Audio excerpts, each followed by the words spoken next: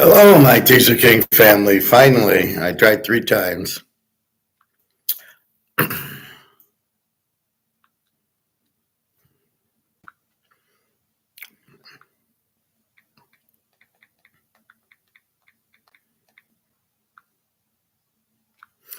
And finally, I can get through.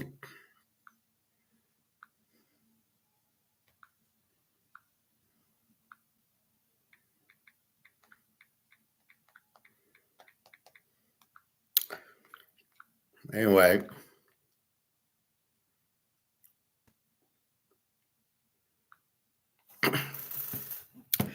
yesterday I got busy with Alyssa. And I was like, "Are you sure? What the fuck are you doing?" So she was like apologizing. She never really got to the reason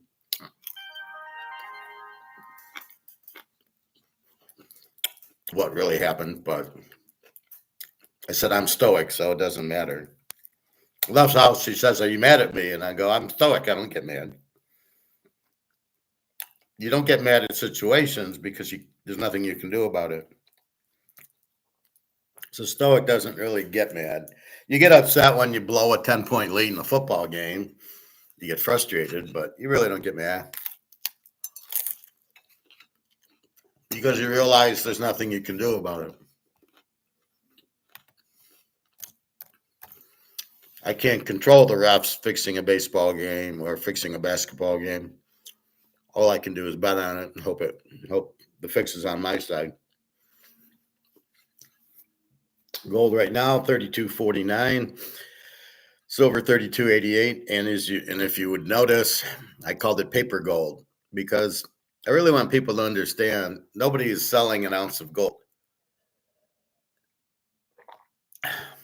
and that it's a paper market, not a physical one. So when we talk 10,000 an ounce, we're talking the physical world in which we live. We are not talking the paper gold in which JP Morgan tries to steal money. They're just crooked bankers. They run the government, so they can, nobody says anything. Why does the government allow the price fixing? Because they don't have a choice. Because JP Morgan's telling them, well, we're going to do it, and here's your cut. And they go, fine, you can do whatever you want, which is the problem with the government. It's all corrupt, as we know. And you thought Trump would come in and make things better, and he hasn't done shit. And Elon Musk, I don't trust him as far as I can throw him. I saw his stock was up. I have no idea why. He has a rocket blowing up and nobody's buying his cars yet. The stock's up. Oh, he's going to do robot taxi like in Total Recall.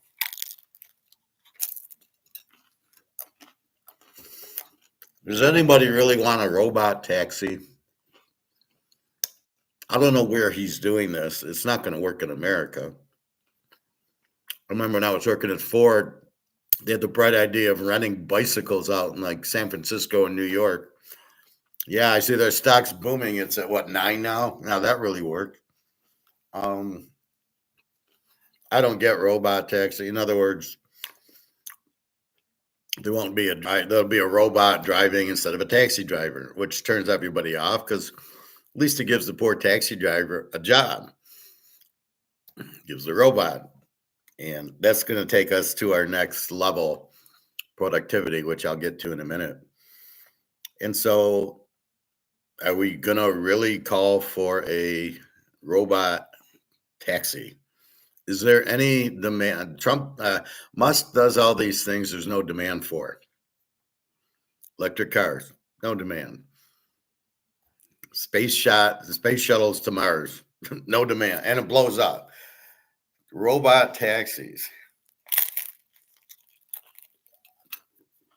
I mean, the guy's an idiot. It's clearly he doesn't understand economics. You want to make things people want. There's got to be demand. There has to be a market. There is no demand. There is no market for any of his products. When I was in Toyota, they're like, "Oh, we got to get him to buy a car." And I says, "What's your Camry?" I says, "It's 2018. I got 75,000 miles on it. I'm not getting a car for 20 years." I'm a little older, so I don't really drive to work like I used to. And then there's the remote. If I get this Ford job, it's 3 days in the office. If I get Mercedes, it's very close to me. So I'm not putting all the miles on. So I'm not wearing and tearing the car, and I'm not gonna need it. Um, so I just don't, I don't see a lot of that. Getting a car, but I have no desire to get an electric. They said, "Well, we won't have gas powered one. We'll have hybrids." I don't want a hybrid. I'll get a gas powered one. And I don't see a need to sell mine, so I don't. Who cares? Yeah, they're all going to be hybrid. Well, good luck selling those, but it won't be to me. I have, I don't get why anybody wants a hybrid. I'm never going to waste time charging it.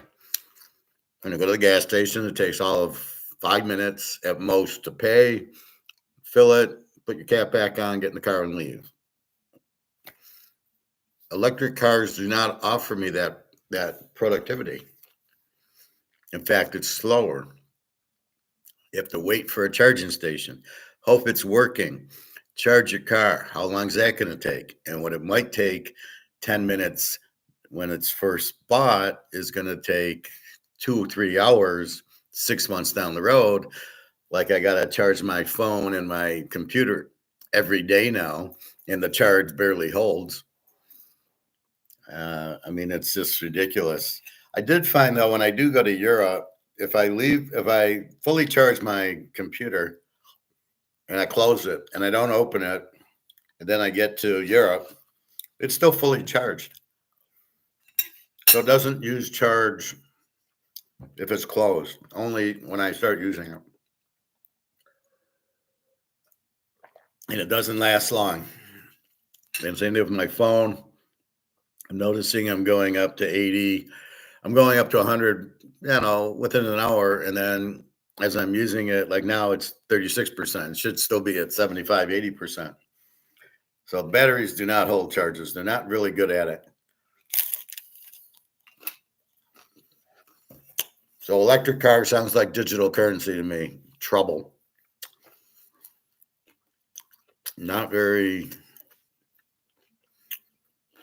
seeing the point to getting one. All right. Gold 32.51. Gold yesterday.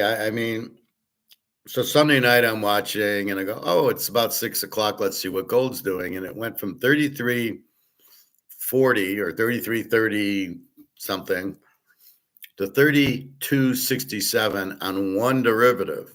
The thing went down $60 on one derivative.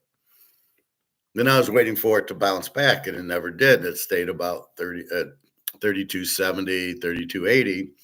Then all of a sudden, here comes another derivative knocking it down to 32.20. What the fuck's going on? It sucks because nobody's selling, though they're playing games. This is why I call it paper gold. This is strictly paper gold. This is strictly a derivative or an option. And they're monkeying around with it. So they make money because they sold it at 32, as we saw in Eddie Murphy Trading Places when they sold the orange juice at 142. And then later in the session, it goes down to 40 and they buy it. And then they buy it. So they buy it at 42 and they had already sold it at 142. You can only sell it first if you know it's going to go down. So it goes down $60. And then I would assume they bought it. They bought it at 32.60 and they had sold it at 33.40. So they made $70, $80 a contract. But then they go ahead and do it again. And they do it at 32.70, goes down to 32.20. They make another $50 derivative. Notice how it paused, went up a little, and then they did it again.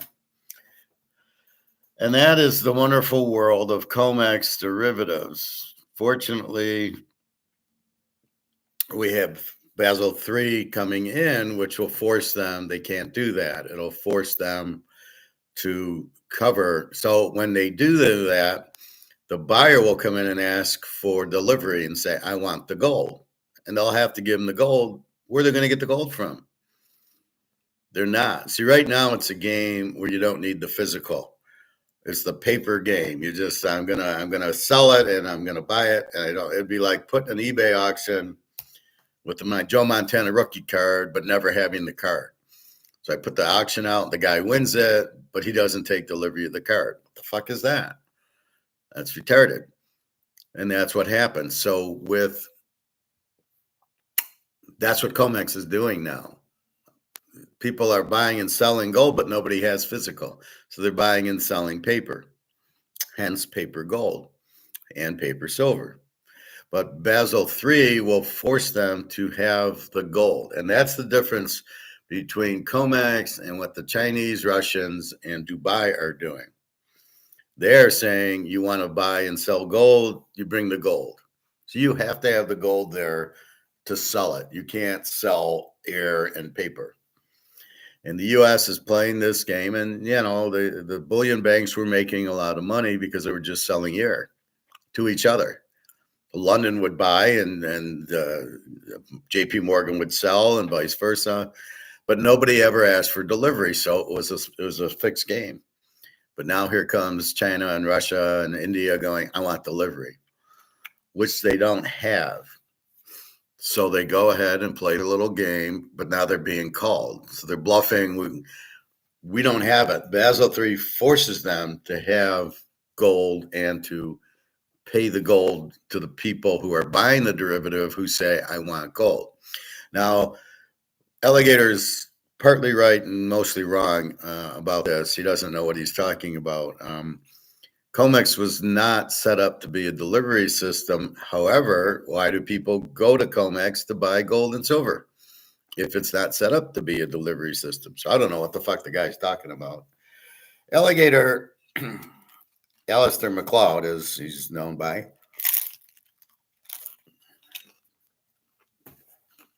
You can tell when he doesn't know anything, he stutters. And he talks in riddles like half these guys. Good question, TJ. But he doesn't know. Basel III forces them to have the reserve of the gold and forces them to pay up or get out of the game. So that's going to raise the gold and silver, and especially in silver. You cannot keep playing this game where you're pricing it in paper. So tell me where people are supposed to buy it. You're so smart, Alligator. You're a legend in your own mind. What the fuck do you know? So you're sitting there, you don't even explain the game. Okay, how many contracts do they sell? So when it went from 33.20 to 32.60, how much money did JP Morgan make? You don't know the answer to that because you never answer the question. How many contracts? Thousands of contracts. What do they pay? 33.26. They sell it. They buy it at 22. Does it happen immediately? What's the time frame? Who pays them? Then, well, what's this silver? We're 30,000 tons short. How do we, then it's going to go Basel III. They're going to have to pay it.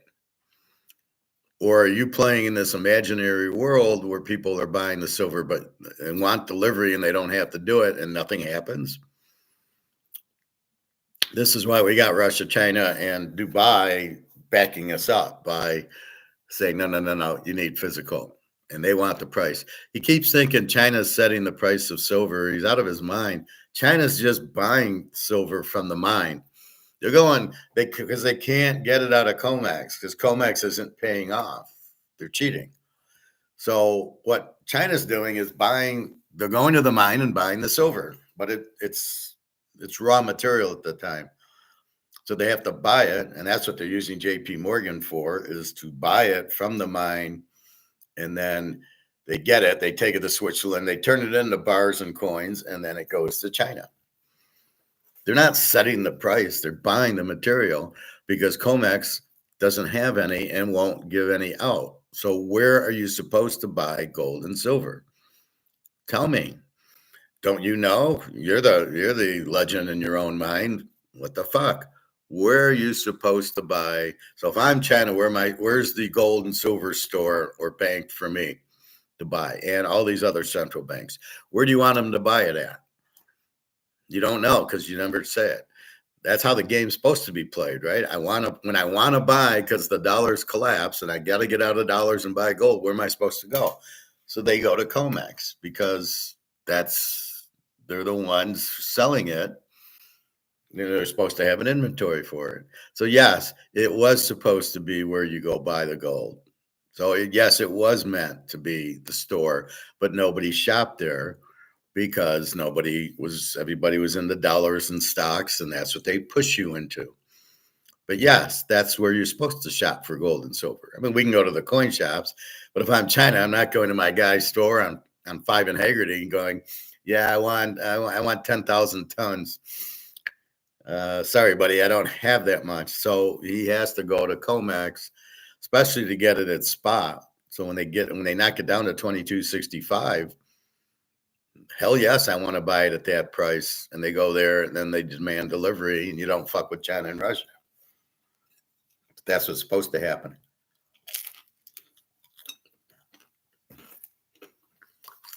So Basel III, Alligator doesn't understand either, is supposed to be a reserve thing for the banks.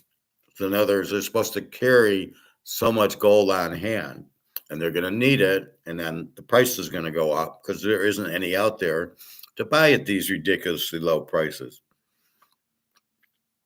That's why Mark McGuire says 4,000, 4,500, because there isn't any. The supply's gone, the demand's huge, so to get it, you're going to have to pay more. And that's how supply and demand economics works. So let me show you that.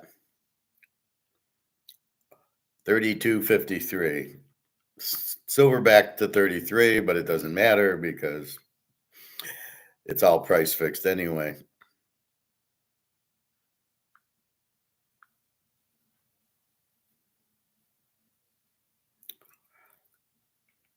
All right, so this is called what is Basel III for gold COMEX? So I did a search, and I'll read it to you. Basel III, a set of international banking regulations, changes how banks view and hold gold, particularly in the context of the COMEX futures market for gold. Specifically, it reclassifies allocated gold, physical, tangible gold, as a tier 1 asset, meaning it can be counted as a high quality, zero risk asset on the bank's balance sheet. Similar to cash, it's much better than cash, as we know. This contrasts with previous treatment, where gold was often considered a tier 3 asset, subject to a higher risk weighting.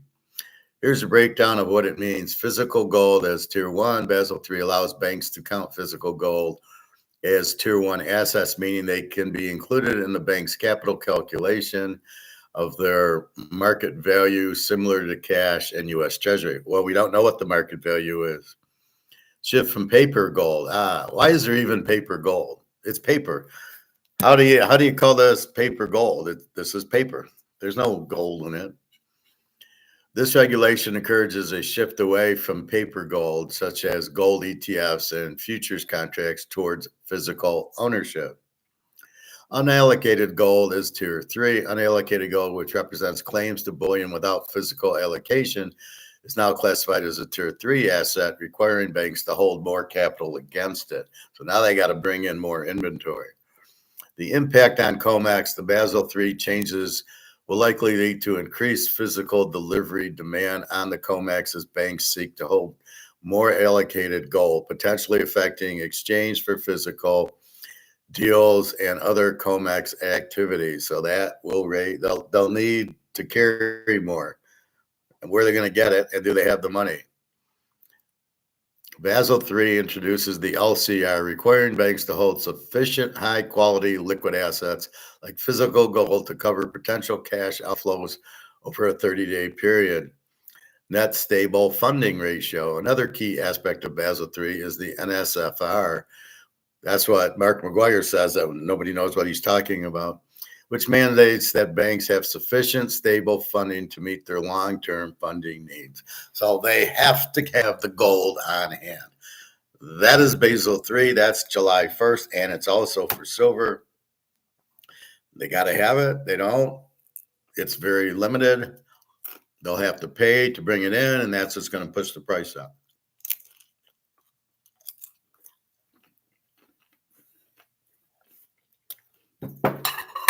I'm going to get some water. Hold on.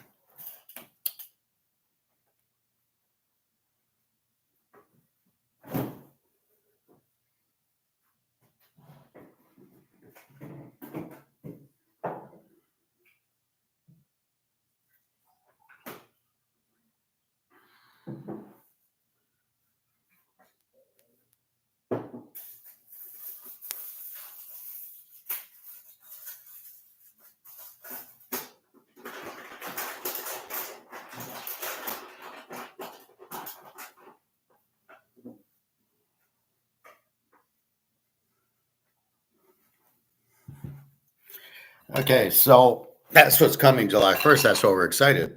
They'll have to carry it. They don't have it. That's why they don't settle. That's why I'm calling it paper gold. Paper gold's a joke.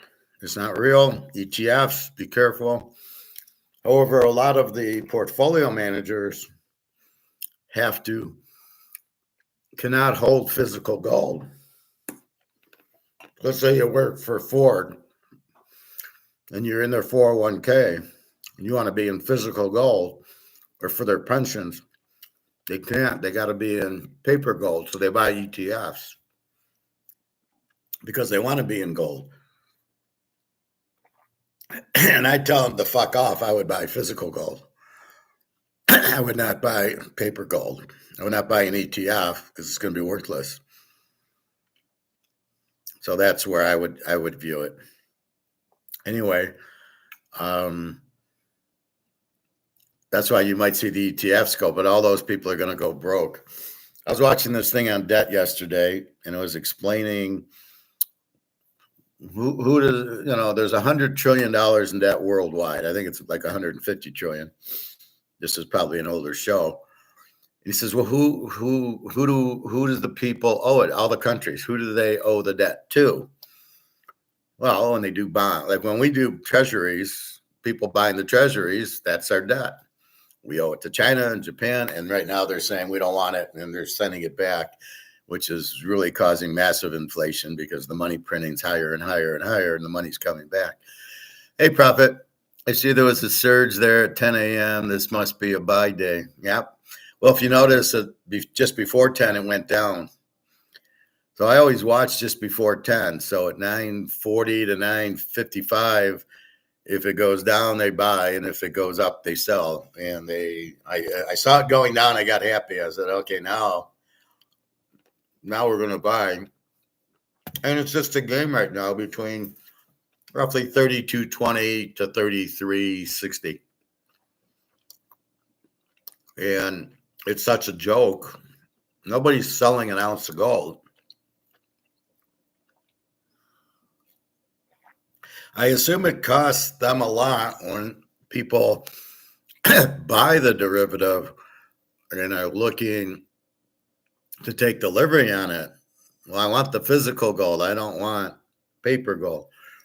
But as I was saying, and this is what Alligator misses, is COMEX wasn't set up to be an inventory, but where do you buy bars of gold?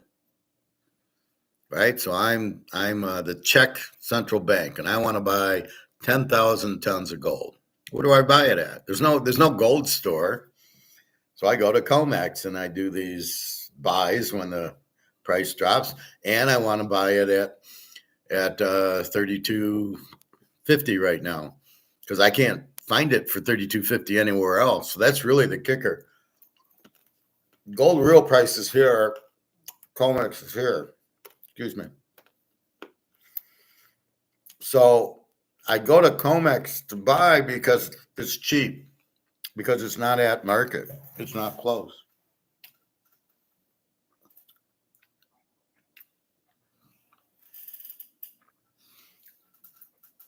Well, I know I dropped a piece of nut, but where did it go? So the biggest reason people go to COMEX is because it's cheap, but they don't have it to deliver it. So the people are waiting for the delivery. That's what Basel III is going to do July 1st. They will have to have it, and then they'll have to deliver it, and they won't be able to get it because there's not any out there at these ridiculous prices. So when they can't get it at these prices, COMEX blows up, and then everybody goes to China and Russia and Dubai and says, okay, I'll buy it there, and they're going to raise the price because they don't want to give it away. Me and you don't want to give it away. I'm not selling at 32.66. Too low. I want to sell it at 10 grand. I don't want to really sell it at all, but if I do have to, it's 10 grand, 20 grand.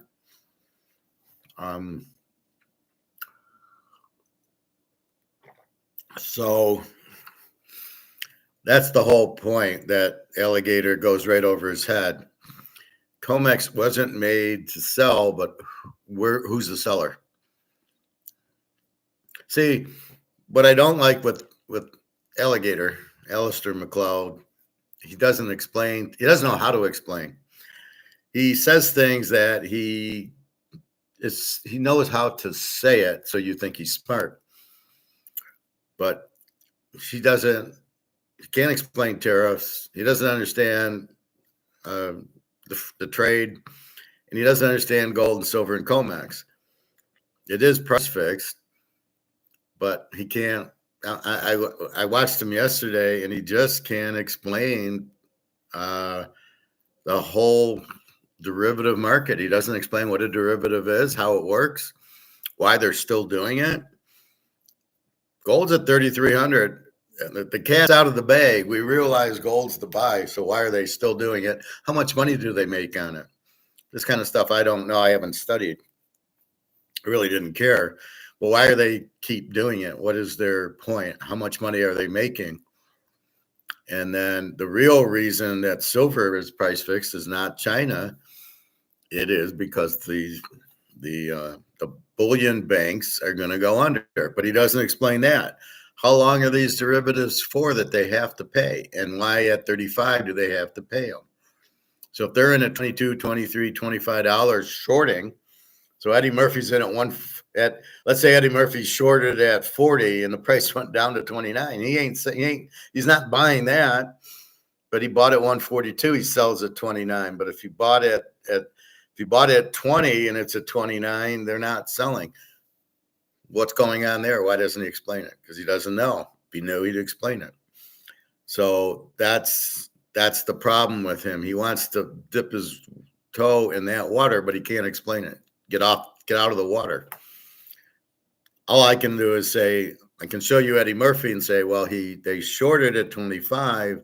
So that means they got to buy less, but now it went up to 32, 33. They can't get out of the derivative. How long is a derivative? It's got to be a couple years. And why at 36 does it trigger them to have to cover and they're all going to go broke? But he doesn't talk about that. He doesn't know. But don't pretend you know, and then you don't know. So those are questions that you can't answer. So shut the fuck up, right? We don't. I was watching something, and Peter Schiff-Popson, who I hate, and he's trying to defend the trade wars, and he doesn't understand it. None of them understand inflation. Well, it's the CPI, it's prices, and no, it's not, fellas. You know, it's hard being the lone wolf, but the lone wolf that's right. It's money printing. Egon understands that. You print the money, it's not worth anything. It'll cost more money to buy things. They almost get it with gold, but Alligator keeps saying it's not gold going up. Bullshit, it is gold going up. Then why did gold go down yesterday?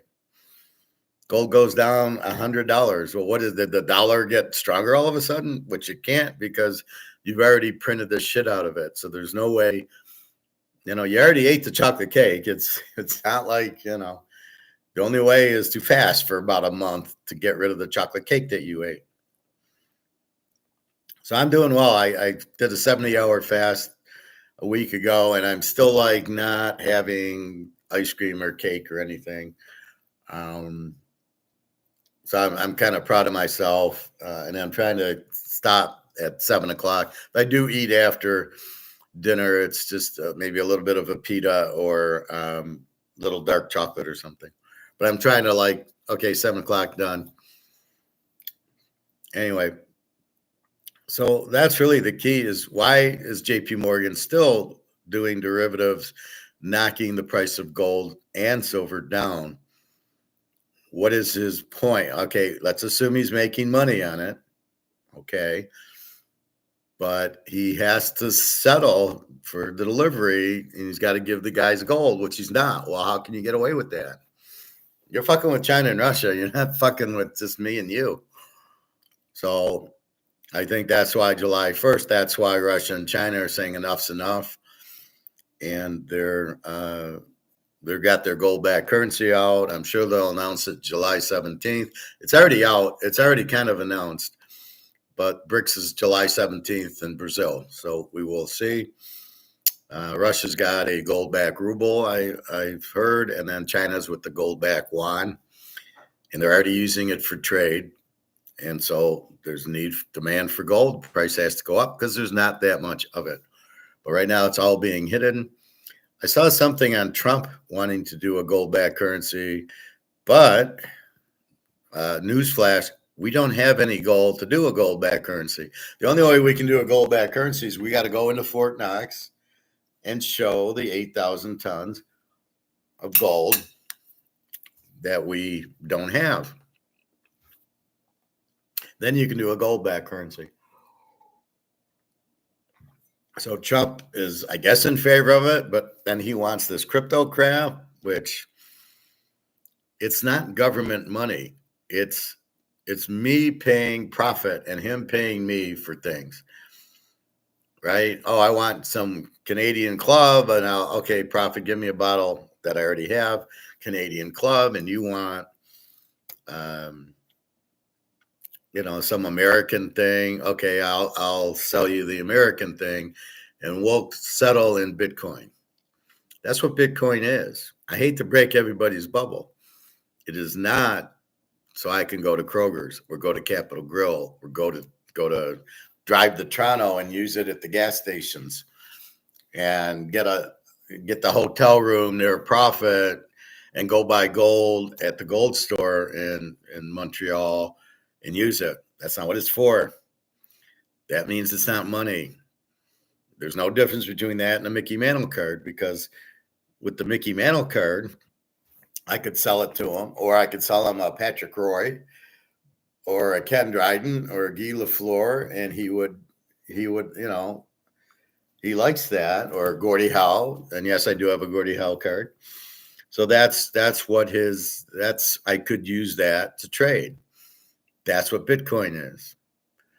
Profit, I want your Eagle gold coins. Well, you can have them. Probably cost you 10 grand a piece for the ounces, but you'll be getting your gold in soon, I think, I hope. And I don't understand why the Eagle and the Buffalo are more expensive than the Maple Leaf or Philharmonic or the Cougar. Because an ounce of gold is now $32.50. That's what they're worth. They're all worth $32.50. So I don't really get why it's worth more. But as you can see, if we're doing crypto, so I'm going to sell a coin to profit, I'm going to want $3,300 for, well, $3,400 for my Eagle. I ain't selling it that cheap. So I want $3,400. So he's going to give me Bitcoin for it. I don't really want this crap, and I really don't want this crap for it. Because all I would do is if I got this, I'd go back and buy more gold. Well, what's the point of selling the gold? So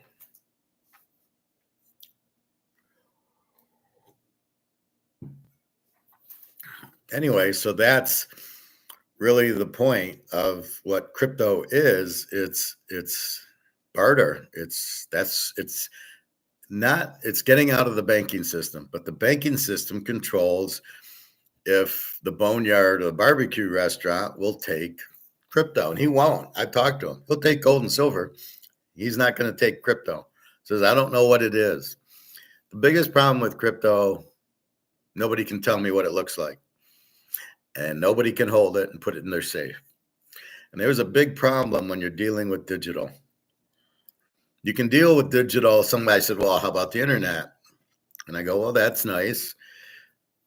But I hook on my computer and I get the internet. But I can get on here with the internet. So if I pay for internet, now I can get on YouTube and teach class. It makes sense. But you can't use it for money because I can't see the money. And now it's a leap of faith that Bitcoin has a value because I can't see it or put it in my safe. How the hell do I know it has a value? Right? And that's your biggest problem. Let me get my cards.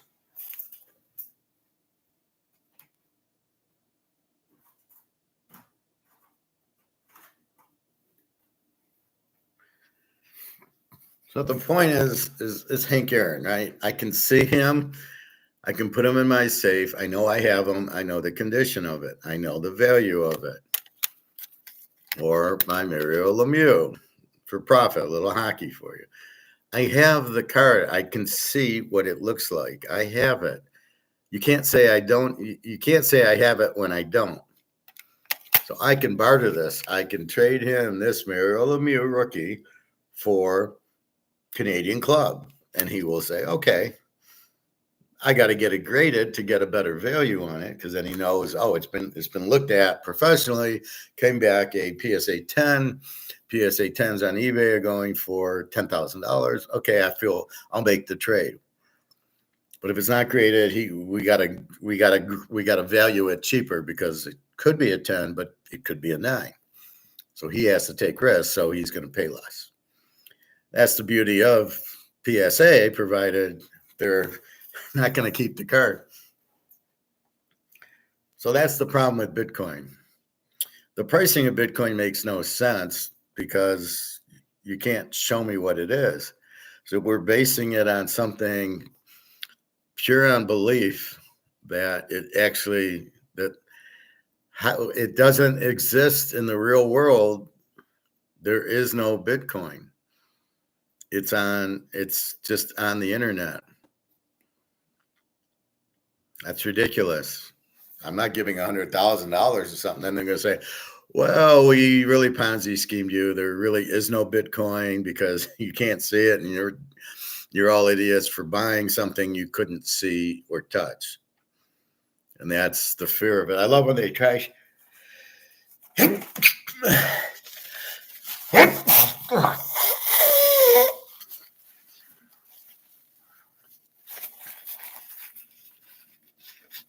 I love when they try showing the Bitcoin as the gold Bitcoin. That's really a gold coin that has a B on it, but it's not a Bitcoin. It's a gold coin. So why are they using gold? But that's the problem with it. So it's not real and it doesn't really exist.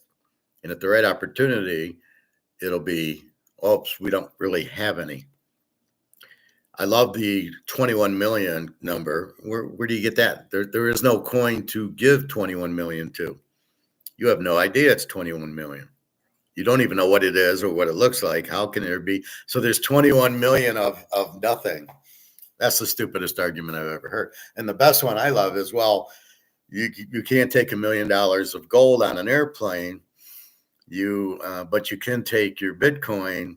Well, you can't take your Bitcoin because it's not real. But when you get to Italy, you go into your Bitcoin account and there it is. And yeah, if I have $1 million in my bank account, I can go into my bank account and do an ATM. What's the difference? What kind of logic is that? And yes, I can take probably 5 or 6 coins, and once they're worth 10,000 each, onto an airplane and have no problems.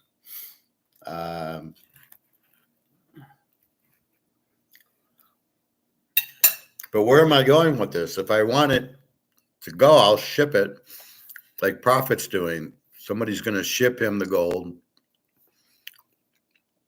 have it. Well, that's what you would do if you have $1 million worth of gold. You're gonna ship it. However, whatever company's profits using, that's how you would do your gold. You're not going to take it on the airplane with you.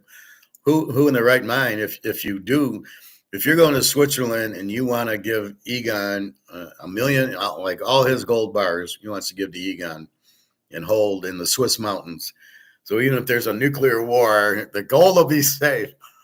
I mean, Egon's gonna send him a slip, and he's going to deliver it on this airplane that Egon sends that will ship it. But you're not going to carry it in your suitcase.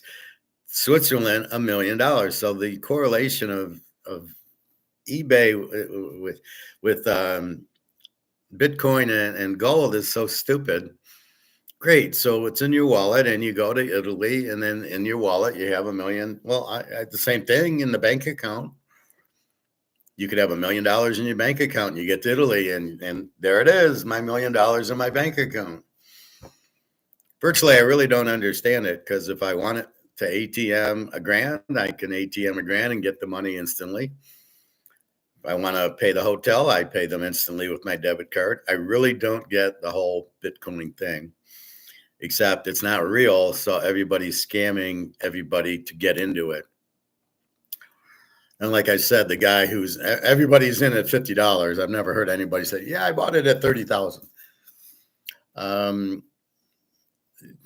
the reason it's all bullshit is because if I bought anything, if I bought this card for $50 and now it's worth 10 grand, pretty much it's gone. Right? I'm going to hold it until it goes to 20 grand. No, I can get 10 grand and I spent 50 on it. Goodbye. I probably spent no more than 100 in this. And if it's a 10, then, I don't know what is 10, 20,000. Yeah, and that would be something I would sell. Or the Eisenman card. This card I paid $150 for. This Eiserman, and it's all because it's one of one. I am not an Eiserman fan. I met him once at a health club. He was extremely rude to me. I think I said hi to him, and he just looked at me. So I just said, fuck off then. And so this is one of one. Now, this card I would sell in a heartbeat. But again, I paid $150 or $175 for it, because I wouldn't pay more than $200, although I should have paid for the Mantle card $200, but I wasn't that intelligent. But here, so this is one of one, so I'm sure this is worth a pretty penny, and it's in perfect condition. And it really doesn't matter because it's one of one. The Hannes Wagner that there's only 7 of, the 1906, is a PSA 3. It's worth $3-4 million because there's only 6 of them. So this is only one. So does the condition really matter? So if I go to Profit, do you want to buy this?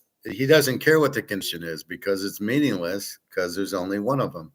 So it's not like, well, I'll buy another one. There's no other to buy. Very limited supply makes very high price. Anyway, so I was talking about productivity. So productivity is going from, and job replacement. A lot of people don't understand this. That's what free trade gives you. And I'm going to show you some Stousel videos after we talk baseball and basketball. So what is it? They used to have horse and buggy, and there'd be people that would feed the horse and pick up the shit and clean the horse, and then you'd have to unstack the buggy, and then it would get loaded because maybe you were selling, wheat or something, and you'd have to feed the horses. Then it went to the car, and all those people lost their jobs who did horse and buggy. Nobody else to clean up the shit, to feed the horse, to shower the horse, whatever. All that jobs went away, but your productivity increased because now you're working at Ford at the assembly line, and you're screwing in light bulbs or whatever. But then we need finance people, and we need engineers to design. Well, you didn't have IT back then, but you needed people to make rubber for tires. So all of a sudden, here came Goodyear. All of a sudden, Goodyear's created that wasn't created with horse and buggy. Maybe it was a little because you did need wheels, but I think they were wooden. Now you need rubber. So now you've created Goodyear and Goodrich and all the people working there because you went from horse and buggy to car. That's how it works. So that's what increased productivity. Look at all the extra jobs until the 1930s when you started taxing, you killed the dollar and all that. And apparently everybody's losing money in the stock market because it's fixed, even back then. And the tariffs come in, and then you fuck the whole economy. Well, wait, what happened to all the tire companies and the car? What happened to Ford? Well, he probably couldn't sell his cars because nobody had any money to sell it. Does that sound familiar? Because that's what's happening now. And then we spring ahead to now. You've come up with computers. Well, we need programmers. We need design. We need video games. We need YouTube, and we need Netflix. We need all these streaming services. So where people got displaced, they now find jobs in the IT world, in the Netflix world. So we need actors to make movies, and we make Netflix stuff. And Netflix has to hire accountants and finance people and IT people and engineers. And then all the things, same thing with Zuckerberg. He whatever, his thing's the most useless. It's the most useless product I've ever seen. We're gonna steal your information. Sounds like a good idea to me. So what we're gonna do is just let people sign up for free and then sell their information to the Chinese. What a great business model that guy is. That guy's the biggest idiot I've ever seen. He does nothing. There's no job there. Amazon, it's just a delivery system. Stupid. Most of it at Google, it's a search engine. Stupid. I mean, none of these are real. This is the problem, right? They don't really add value like a car. Now I need lights and I need tires. I need engineers. I need finance people. Amazon or Google, you don't need any of that, right? Amazon might need some finance and IT people, but not that much. It's just a delivery service, which people are going back and losing money because to put your thing on the shelf, we're going to have robots. So they actually hurt the worker because you didn't add any value at all. You're making things easier, but you're not adding value like the car did. Then you get the electric cars that nobody wants. And now we go into Adam Smith world where you make what people demand. Say's law. Do people demand electric cars? No, then why the fuck are you making them? Well, for the environment. Nobody cares about the environment. It's not going to help the environment. Then you got Bitcoin and data mining and people wasting their time trying to get a Bitcoin. I mean, the whole thing's so stupid. So we're getting away from adding value jobs into this bullshit. That's all I can call it. Bitcoin doesn't add value, and it's not even real. And all these cryptos none of them's worth anything except for Bitcoin. How does that work? One coin that was worth something. Oh, wait. And then they said it wasn't real. It was a Ponzi scheme. Oh.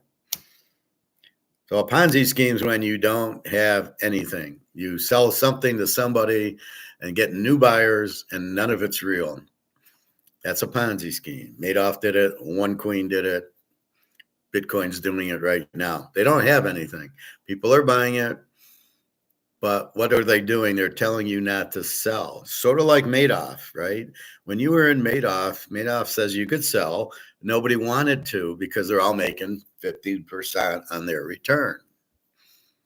And the real return was 3 or 4%. So everybody's loving 15%. As long as Madoff can keep bringing people in to pay everybody out. He should have finished it. He should have ended it and just taken all the money, but he kept it going for some reason. Says they couldn't take it. Well, then quit it. We're closing the fund. That's it. No more Madoff.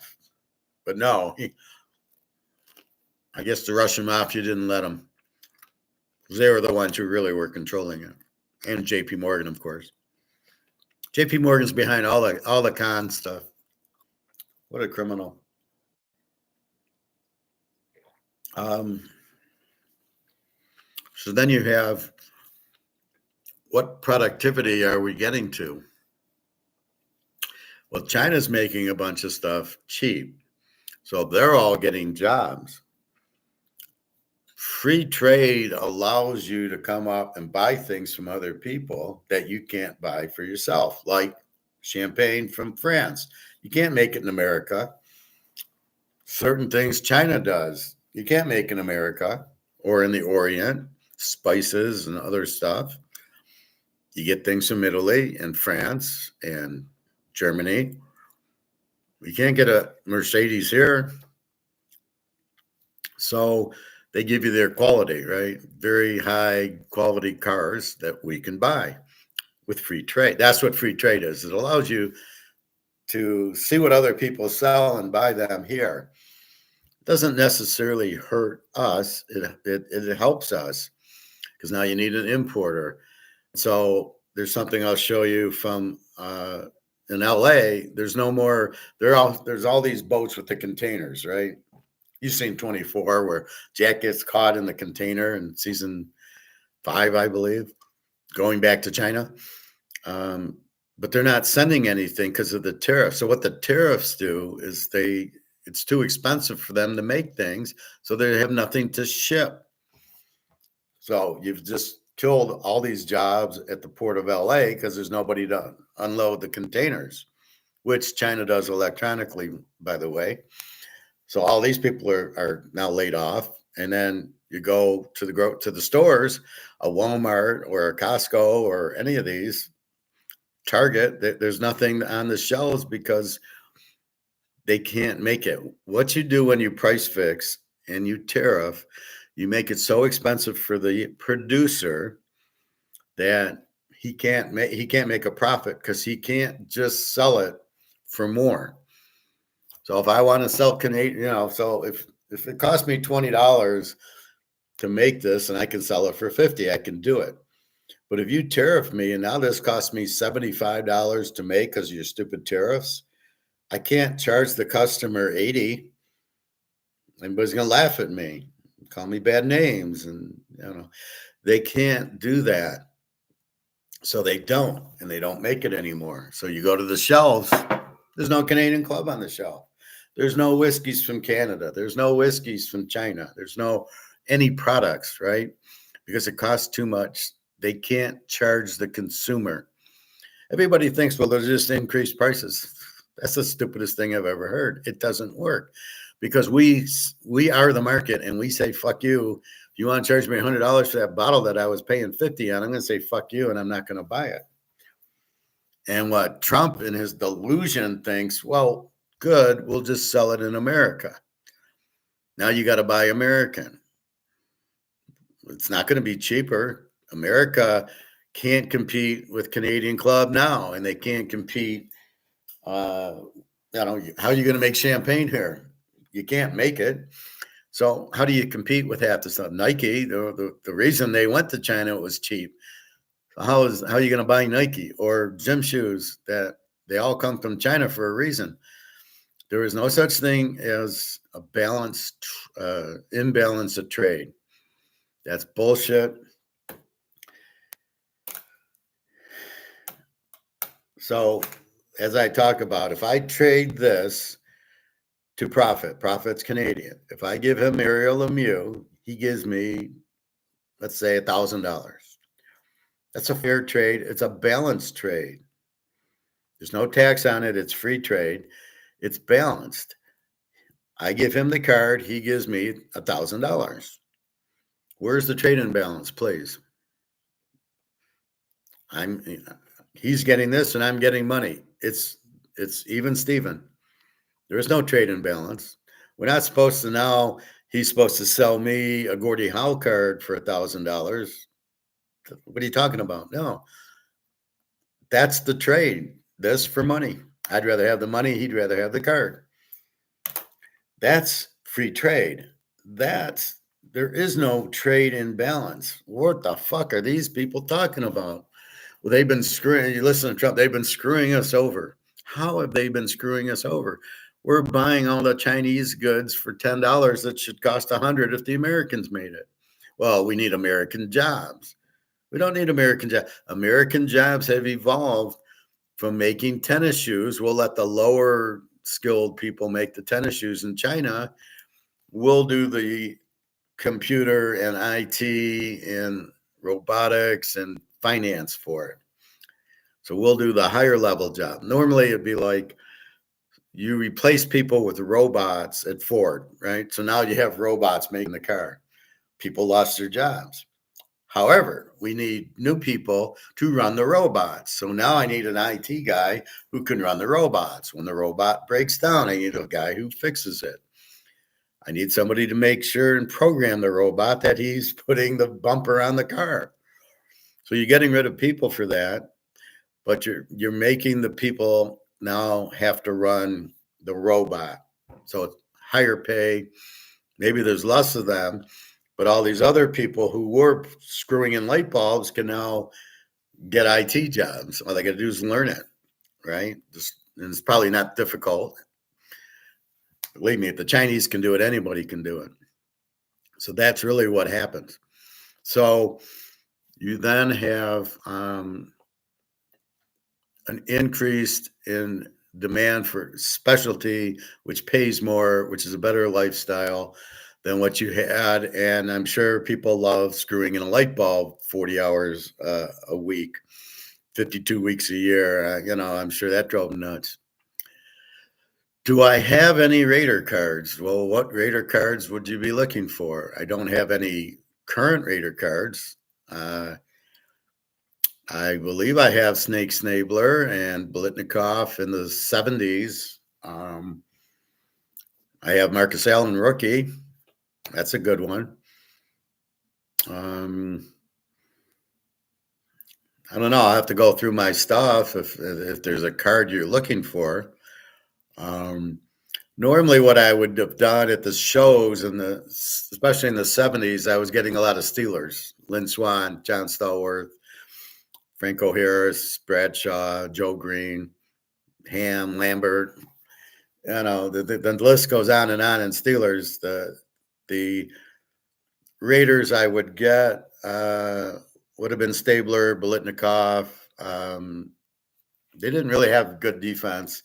Didn't really get Willie Brown cards. That was a little like in the 70s, early 70s. I think I actually have a John Madden coaching card in like the Pro Set or something. Stabler, LaMonica, Branch. I have Stabler. I don't think I have LaMonica or Branch, but I do have Bolitnikoff. I can check for a Branch, but I don't think I would have got it. Again, the Steelers were winning everything, so their demand's much higher. But I do have Stabler, Marcus Allen rookie, and Blitnikoff. I can try to dig those up. Why, you want to buy some? I'm still waiting for you to buy the Yzerman card and the Gordie Howe card. Gordie Howe is the hockey stick, the 1969 hockey. It's a beautiful card. And, of course, the Yzerman. Although the Yzerman's going to be a pretty penny. You'll probably need your bar of gold to buy it because it's one of one, and it's in perfect condition. So you can't get any more limited than one of one. So it's a beautiful card. So if you're an Yzerman guy, it's a 101. This is going to cost you, I would say, at least $25,000. I'm not giving it away for $1,000. Now, I don't really know what it's worth because it's 101. And that's the thing. I can maybe look at other one-on-ones, but it comes back. This is free economics, free market economics. What's the demand for it? What are you willing to pay me? And at what point am I willing to release it? I'm not going to release it $5,000 because there's one of one. It makes me want to get a fair trade. And the fair trade comes in, well, wait a minute, there's only one. I can't replace it. And if you got it, you've got the only one. You've got the monopoly. And it's Iserman. So if you're a big Iserman fan, then you would want it. You'd want a car that nobody else has. So with all that going on, it's got to be a fair trade. Never been a real hockey fan. No, I was talking about your buddy who you said was an Iserman guy and a Gordie Howe guy. I was a decent hockey fan in the 80s with Bobby Orr. That really I got into it with him. I was a kid back then. Now I don't even know who's in the playoffs. I don't really care. There's no desire. They changed the rules. It ruins the game. I don't know what they're thinking when they change the rules. You don't need to change the rules. You need players. You need Bobby Orr. You'll get people to watch. Without Bobby Orr, who the hell's going to watch this crap?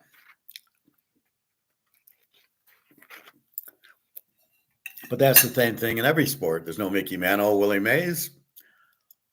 Football, at least you have Mahomes and Burrow. And baseball, you have absolutely nobody. You have zero appeal that I'm going to watch anything. Maybe Paul Skeens turns into something, but with this 5-inning crap, you ruin him. You ruin the sport with this analytics, right?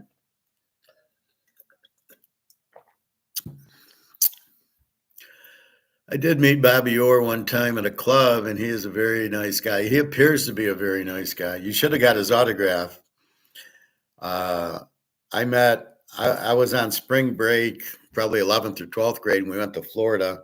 We went to the Fontainebleau Hotel, and I met Muhammad Ali and Chris Schenkel. They were doing, I think it was doing a match, and Muhammad Ali was there. My friend threw him a $5 bill. He autographed it, and he's got a $5 bill autographed by Muhammad Ali. I wasn't smart enough to get any. I don't know what I didn't have anything to get autographed. But that was kind of really crazy. It's one thing you see the guy, but when you meet the guy, oof, really, really tough. And I met Isaiah Thomas at a party store near my house. I went to get like pop and chips, and outside the store was old Isaiah. And he just said hi, and he gave me that Isaiah smile, and I couldn't talk. I was like, "No, love your work. You're a great player." And now I would talk to him for a half hour, and I'd put him in the goal. My friend is a huge Detroit fan, but he's only a small trader. I don't think he'd pay more than $50 for any one card. Well, I can give him some smaller cards, but he's not getting the Lemieux rookie and the Iserman. So you could afford it with your gold. We could work out a deal, a couple of about 10 gold ounces for this card. I would be willing to do that. 3,200, that'd be 32,000. I would go that low to get gold. So that's that's what's going to happen. The dollar goes away, this card will be worthless in dollars. However, it'll have a value in gold. So now you want to give me, that's why these cards are worth a ton, because even without the dollar, even like a house or a car will be worthless in dollars. But if I have a house and you got 10 ounces of gold, we got a deal. This gold will be 20,000 an ounce by then, going up. So people, everything will be repriced. And that's why the people with gold will profit, because they'll have it. The people like Warren Buffett, he doesn't get it. He's sitting on a lot of money, and it's not his, it's the company's. But he doesn't get it. It's worthless. And that's the biggest thing people don't get. The money's worthless. So anyway, we're talking about productivity. That's what free trade gives you. Free trade allows the people in France to make champagne and sell it to America. So they got to make a lot. So they got to plant more grapes, and they got to hire more tractors and hire more people and ship it. And then the crater company, the big tankers, then they ship it on a tanker, and they have refrigerated ones. And so by allowing free trade to America increases their sales 100-fold. They're going to sell, instead of selling maybe 100 cases in France and maybe in Europe, they now sell 20,000 cases to America because we like champagne. And that's what the free trade allows. When you tariff it, you actually are putting businesses out. You are killing the markets on a lot of stuff that people can't afford. They can't afford to make it. So a lot of these companies go out of business, and a lot of these companies will, and then you want champagne, you can't get it because you've just killed the champagne market with your tariffs, which made things more expensive. So you think you're going to get tariff revenue. You're not, because they won't sell it, because if they can't make a profit, if I can't sell this if it now costs me 100 and I can't sell it for 120, I go out of business because I can't sell. Business is made. This is my cost. Is my profit higher than my cost? I do it. If my cost is 20 and I can sell it for 30, I make it. My cost is 50 and I got to sell it for 30. I don't. The shelves are empty. People go out of work. Unemployment spikes. And then we don't have anything to buy. And that's what happens in Venezuela and Zimbabwe and everywhere else. The Roman Empire, the French, the English, Amsterdam, da, da, da, da, da. Tulips went out, and then they put in real money for it.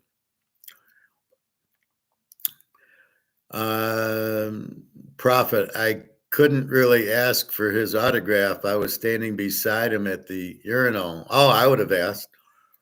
I would have followed him out and asked, right? At the club, why the hell doesn't Buffett convert at least 90% of his cash to gold? Because he's an idiot. He thinks that all the prices will drop and he's going to take his cash to buy houses and buy stock cheap and everything else. He has no idea. This is why I laugh. Everybody thinks he's so smart. He's an idiot. He misses the most basic premise of economics. Short supply is worth something. High supply is not. Money is not low supply. It's very high supply. So therefore, his money isn't worth anything because it's produced too much. Japan's selling it. China's selling it. All the European banks are selling their dollars to buy gold because of the inflation that only me, you, and this class seems to understand, that inflation is the printing of the money, making it less valuable, not prices going up. So they think there'll be inflation because of the tariffs, and it's like, they're not printing money. All you're going to get is a lot of unemployment because you raise costs.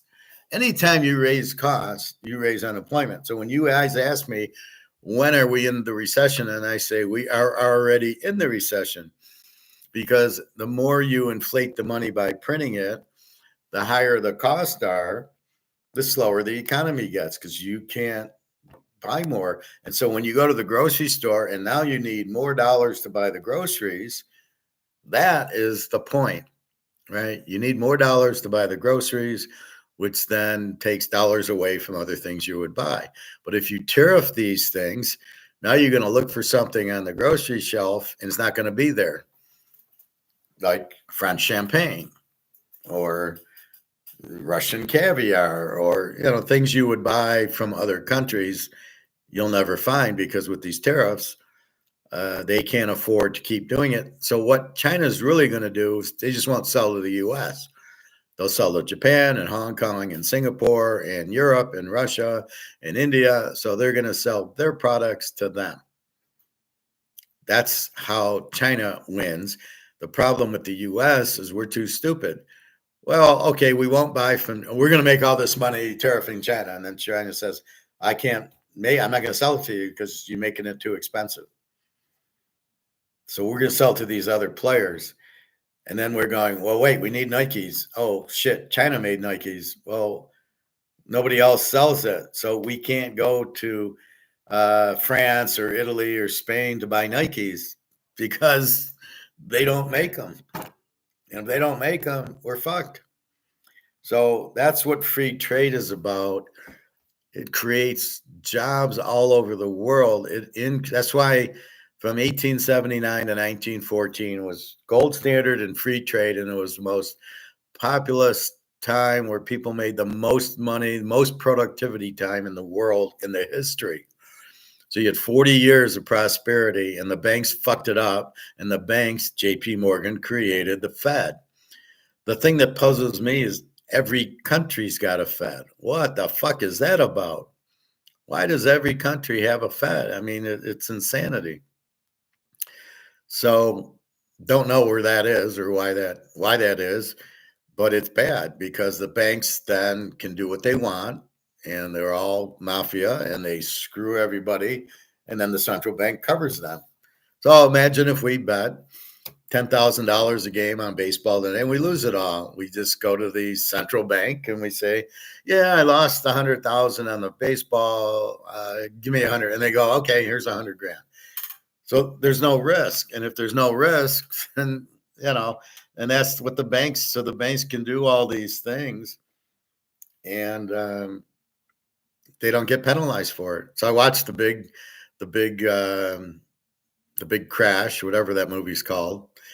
And I love when they're explaining the what were they, the derivative, the trenches, whatever, when the girl's playing blackjack in Vegas, and she's on a hot streak, so she bets, and then the people in the audience are betting on her to win, and the other people are betting on them who's going to win, and so you have all these people betting on this hand of blackjack, which is insanity. The only person that should be betting on the hand of blackjack is the person playing the hand of blackjack. So if I'm playing, all of a sudden Prophet's standing around and he goes, oh, I bet $1,000 Howard wins his hand. And then somebody behind Prophet bets, I bet Prophet wins his bet. And somebody goes, I bet Joe will win the bet he made on Prophet on Howard. And so all this goes on and on and on, which is what the derivatives are. And so when this market crashes, you have all these idiots that shouldn't be playing, crashing and losing their ass. That's the mess we're in. But it's The Big Short, and I still don't understand Batman character. I thought that was just incredibly stupid. They all want to say how smart they were, and they're all very stupid. Because in 1997, Clinton signed that law that said you have to take these loans, even if they're not qualified. I would have started back then. But they had to create these bets. And then even at the end, they weren't paying off until the banks did the other thing where the guy from Die Hard 3 in the stock movie where he says, we got to dump it all and save the country. And the guy in Attack on Wall Street did the same thing. We got to dump it all, and before we lose, and then that's when it all collapsed. That's when these guys got paid off, and that's what's happening with gold. I found the parallel amusing, to quote From Russia with Love. We're watching The Big Short and watching the other stock movies, Attack on Wall Street. I said, this is happening in gold, right? This is how my brain works. That's why I'm over here, right? I can think of this shit and follow it. What's happening in gold? It's the same thing. It's collapsing. But before it can collapse, they're all dumping and dumping and dumping. That's what's happening. That's why it keeps going instead of just going to 10,000 where it should be. They're dumping a little here and they're dumping a little here. But then it keeps jumping back up. Let's see where it is now.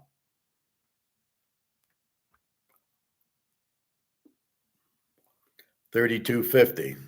So we've had a nice, it got up to $32.58, $32.50. But if you notice, yesterday there were like $60, $70 drops. Today, you've had this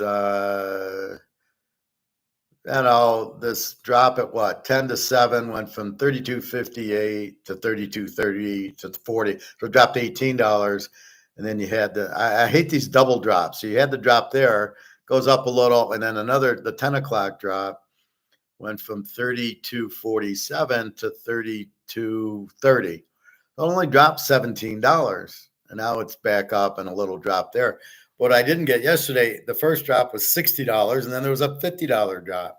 But then normally it's like here, $10 drops, and then they quickly go back up. So I think the same thing is going on in gold as we saw in the housing crisis. So all the housing was going broke. Nobody could afford it, but the derivatives and trenches that they made for that all went, they didn't let go. Even though all the properties were worthless, they still kept value of this. Then they sold it all, worthless paper, and then you saw Katie bar the door. The everything went. All the banks went bankrupt. And the amazing part is, I find most people are really stupid. Well, the housing market has never failed before. How could you bet against it? Because the variables change. All of a sudden, Clinton said you have to loan money. You have to have a loan to anybody who wants it. And you would do these adjustable rate mortgages. So they were at like 1%. But then after a year or two, they were going to jump to 3 and then to 5. They automatically do. So you're getting everybody into variable rates, and you're giving it to people who aren't even working or can't afford it, terrible credit scores. You're giving them loans. Well, what do you think's going to happen? As soon as those rates go up, they can't afford it. Boom. And they're going to default on their mortgage, and the mortgage is going to crash because you've changed the variable. You had a moron like Clinton in office. I hate most of the presidents. You had a moron like Clinton because they don't understand economics. They shouldn't be there. Anyway, they're there because they smile or whatever. Now you say you look good in the camera, but they don't know how to run the country. So Clinton makes it where they had to loan to these people who don't have any money. Well, what the fuck do you think's going to happen? Of course, they're not going to be able to pay when the interest rates go up. And bye-bye blues. That's the end of the mortgages. And then, of course, the banks. So why are the banks not understanding variables? Because they're taught by idiots in schools that do not teach them how to think variables. Tom Brady is on New England. He then gets traded to Tampa. Can you still use the New England trends? No, because they're Tom Brady and he's not there anymore. So you have to understand the variable changes, and that's what I excel in. What's changed with gold? Bricks is the variable that they're now buying gold, and the dollar is being inflated to nothing because if you keep printing, it's worthless. But apparently we're the only ones who understand that because most people think it's prices. Well, when you print the shit out of a dollar, it takes more dollars to buy Coca-Cola, which is why it's $3.65 now for the 2-liter. Did the price go up? Not at all. It just takes more dollars to buy Coke. Well, then understand that the dollar's worthless. If it takes more dollars to buy a 2-liter of Coke or Oreo cookies or Fruit Loops, then figure it out that the dollar has no value because it takes more to buy these things. They're not raising prices.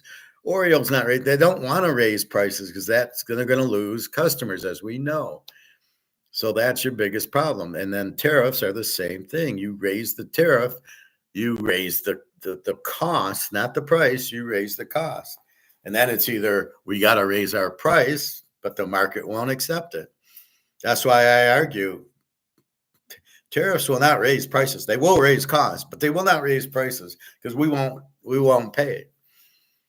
We're not idiots, right? I'm not going to pay $10,000 for a set of golf clubs, right? Well, my cost went up on titanium and iron and whatever. I don't give a fuck.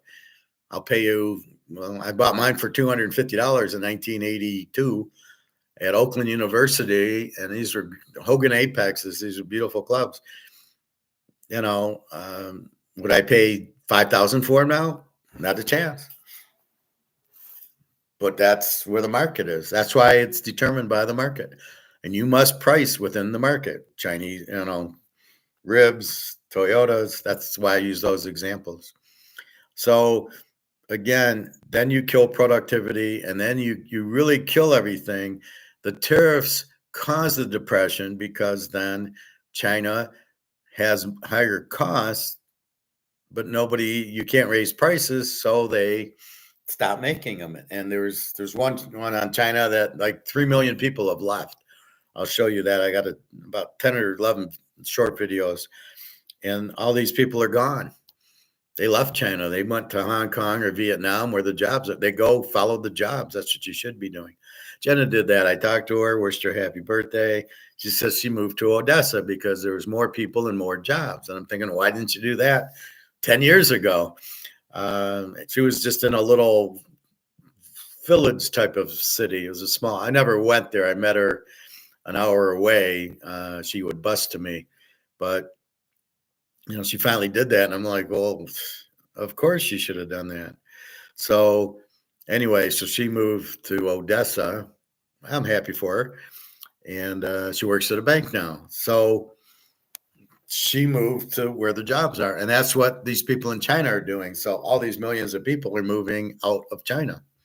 They have to, because what are they going to do in China? There's no jobs, because the idiot Trump is making things so expensive. He's causing a worldwide depression. Now, it doesn't matter if China raises tariffs on us because we don't sell them anything. What do we sell anybody? Apple's made in China. Microsoft's in China. Nike's in China. All our clothes come from other countries. What do we sell them? What, BlackRock? We sell them casino. I mean, we don't have a product that we can sell. Cars are made. The Japanese cars are actually headquartered here. So Trump's making sure he's fucking them over because they can't get their steel. I don't really understand what Trump's doing. He's bankrupting us. So I guess George Soros got him elected so he could bankrupt the country. He'll somehow make money out of it. We don't have gold. Our dollar's worthless. We've tariffed ourselves out where we're not going to get products. Can you say, United Airlines, get me the fuck out of here? And with my gold in my luggage. I mean, there's no markets. You've killed the markets. You've made everything expensive, but we do all the importing. And again, there's no trade balance. We get money for their goods. So if they're selling us Nike, we're giving them money. That is not a trade balance. That is a net zero trade. Perfect. They gave us that. We gave them money. But for some reason, Trump, and especially this Scott Simons guy, cannot figure out money is the trade part of it. So when we buy shoes or we buy champagne, or that, there is no trade imbalance. We're not trying to sell champagne to France. We're giving them money for their champagne. That's the trade. You don't tariff it. Now you make it more expensive for them to make, and they make less, causing unemployment there. So you're causing unemployment all over the world unless these guys can trade with other countries. And since the dollar's worth nothing and everybody's going to gold, that's exactly what will happen. So there'll be all of Europe and all of Asia and Latin America will trade to each other because they'll have the gold, they'll have a higher value. And the only people left out will be the UK, the US, and Canada will be sitting there can't afford to buy anything and not having gold. They're fucked. So unless there's gold that they're not telling us in the US, which I doubt, because we can't afford it, we have to pay off COMEX. Because everybody, what they did yesterday and what they're doing today, when they do their derivative, people will ask for demand and physical, and they'll have to give them the gold, physically gold, which they can't do. All right. So that's your trade lesson, your economics lesson, and pretty much everything else that I can think of. Again, uh, July 1st, Basel III, they will have to have gold to cover their derivatives, and they'll be broke, and silver. And you'll see both of them really jump up. And July 17th, in Brazil, BRICS, now 40 countries. Gold backed currency is already out, and Russia's got one coming out. Dubai probably has one coming out. And and all the other countries will trade in the gold backed currency. Bitcoin's not real. So anybody stupid enough to be in Bitcoin, please ask, can I see one? And then let's think about what you're doing when you can't see it. And again, that jumped up to 105 and now it's 101. And I guess we can check it today just for a laugh. 32.51 gold. Bitcoin is at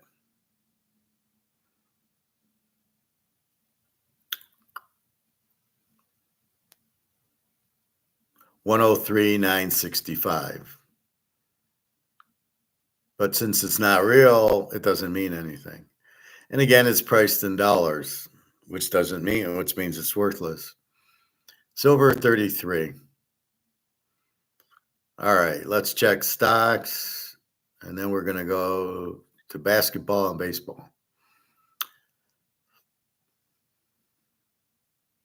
Stock market's at down $203 at 42,000.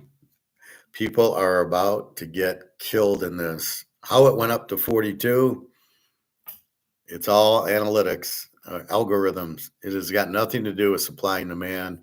I don't know who's buying it, but these people are about to get fucked. Because of the tariffs and the trade surplus, you're causing unemployment. All these people will be out of work, but we don't sell anything anyway.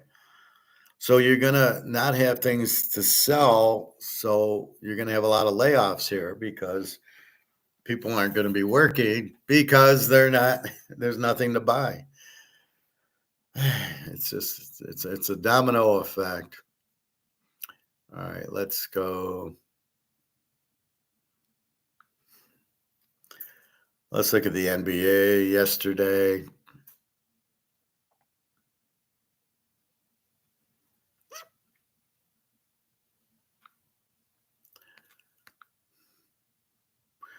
New York beats Boston 121 to 113. Very shocking.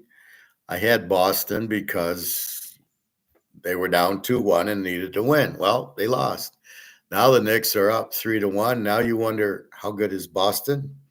How good are the Knicks? Apparently, they're not what they look like in regular season. Game 5 is in Boston. I would lock Boston in game 5 because they're down 3-1. They have to win. They're at home. New York doesn't have to win. They're going to relax. So it's Boston in game 5, New York in game 6 to win the series. If they can, they might not be able to close it out. I did have Minnesota against Golden State yesterday. Minnie now leads 3-1. They won 117-110, laying 5.5. But no Steph Curry. And as I said, without Steph Curry, you bet Minnesota. So we hit them the other day, and now we hit them yesterday. And now Minnesota leads 3-1. And game 5 is now in Minnesota. I would look for Minnesota to kill them because there is no Steph Curry. So the one clutch player, the superstar, isn't playing. They can't replace him. That's why it's not next man up. That's just bullshit. That's socialist talk. There's no next man up when you're missing Steph Curry. You're fucked. So look for Boston in a do or die. I guess it would be tomorrow. So let's look at today. We got Indiana, Cleveland. In Cleveland, Indiana leads the series 3-1. They won both games. They won one game in Cleveland, won both games in Indy, I believe. Anyway, they're up 3-1. I would lock Cleveland tonight because I don't know if they're playing bad, if they're the injured guys. This is do or die. Indy knows they could lose, and they'll probably win the next game in Indiana. Cleveland has to win. Cleveland will play their best game of the series tonight. They're laying 7.5. It's a bit big, so we bet it small. Denver at OKC. This series is tied at 2. OKC's laying 9.5. I love OKC here. Again, assuming they're the better team since they're the 1 seed, but I'm not really sure because it doesn't look like it. Looks like Indiana's the better team, and it looks like Denver and OKC are there. So Denver's got that one player, the center, I never heard of. OKC, I don't know anybody on their team. But they're laying 9.5. Again, they won 68 games. The key is the series is tied at 2. The game's at Oak City. Oak City will win. They have to win. Will they cover? It's a little bit tricky, but OKC has to win. If they lose, then it goes to Denver, game 6, and Denver wins at home. So look for OKC and Cleveland at home in must-win games back against the wall to cover. So there you go. Cleveland and OKC at home. That's tonight's NBA. Let's look at MLB.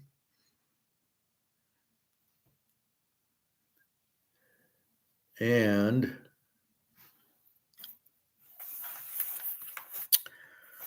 let's see. Milwaukee, Cleveland. Sounds like the basketball. Cleveland minus 125 at 9. This is not till 6 o'clock, so we don't have any early games to worry about. We have Quinn Priester, 1-1 with a 5.08 against Logan Allen, 1-2 with the 4.33. I did update our statistic page, which is here. Milwaukee, Cleveland. Milwaukee with 5 hitters, 3 bad. Cleveland with 5 hitters. The total's 9. A 5-0 pitcher I never heard of, and a Logan Allen, a 4.3. We're going to go over. We'll go Milwaukee over 9. We'll go 2 units. There was a fixed game, I believe, that happened last week, and we'll have a quick talk about that. San Diego at Colorado. San Diego is a 350 favorite, and Colorado won like 6-2. This was like my lock, and I looked and I see Colorado beating them. And I'm like, how the fuck did that happen? Now, here's where I believe it was fixed. San Diego's manager Colorado's got 2 hitters. They got a guy who hits 300, and then the rest of the lineup hits like 120. And repeatedly, they pitch to the 300 hitter. He goes 3 for 5 with 5 RBIs. Why are you pitching to him? Because the guy hitting behind him hits like 180. So I would walk him to get to the 180 hitter. You gave him 5 RBIs, and then you had a bad lineup where you only scored 2 runs off of this Colorado staff that Detroit won 10-2 and 11-1. How the hell did you get 2 runs on it? So I believe the San Diego manager was in on it, and it was a fixed game because he had a bad lineup out there, and he pitched to the 300 hitter. Either he's an incredibly stupid manager, which I wouldn't put beside him, and he doesn't understand anything to do with what a batting average is, or he's really smart, and the pitcher with a 2.0 ERA happened to give up all these runs to the 2 hitters that they had on the team. So I am calling that was a fixed game because the line was like 350. And I remember saying, I'm going to lock it, even though the line's 350, it's a lock. We had our ace going with a 2.0 ERA, and they had their worst pitcher with a 9 ERA. Explain how possibly Colorado could beat San Diego they're loaded, but the manager didn't play everybody. And the pitcher pitched to the 300, the only 2 hitters on Colorado, and all the hitters that hit 150, you didn't. Yeah, in my mind, and we would do this in softball. If you get a really good hitter, you just walk them and pitch to the lesser hitter. Even in Little League, when I was in Pony Colt, if we saw a good hitter, I would get that. They wouldn't pitch to me. They would walk me to get to the next guy. And that's good managing. That's good baseball. You don't let the guy, it's art of war. You don't let the good guy beat you. Right? That's art of war. You don't let the strength, you go to the weakness. Right? In football, if the Lions' weakness is defense and Washington's weakness is run defense, you run the ball at them. Well, that's what it's supposed to have.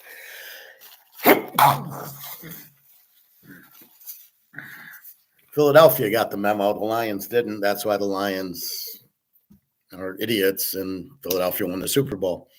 You always go to the weakness. So why would you pitch to a guy hitting 300 ever? Especially with obviously runners on. He hit a grand slam. He had 5 RBIs. You're pitching to him with the bases, a lot of guys on. You got to walk him and get to the 180 hitter and let him strike out. That's the point of baseball and batting averages. So I firmly believe the game was fixed. There's no question with FanDuel and all this BetMGM crap. A lot of the games are fixed, but you see these high, I'm going to keep my eye on these high money line games, the 300s, 350s, and see how many times they lose. And that tells you these are fixed because they should. A guy with a 2.0 ERA should not give up 6 or 8 runs to Colorado, who Detroit just destroyed, 10-2 and 11-1. All of a sudden, your ace for San Diego goes, he gives up 6 runs in 4 innings and keeps pitching to the 3 hitter hitting 303 when the guy hitting behind him is 108. I mean, it total fix. So we're going to keep our eye on these fixes. They're definitely fixing baseball.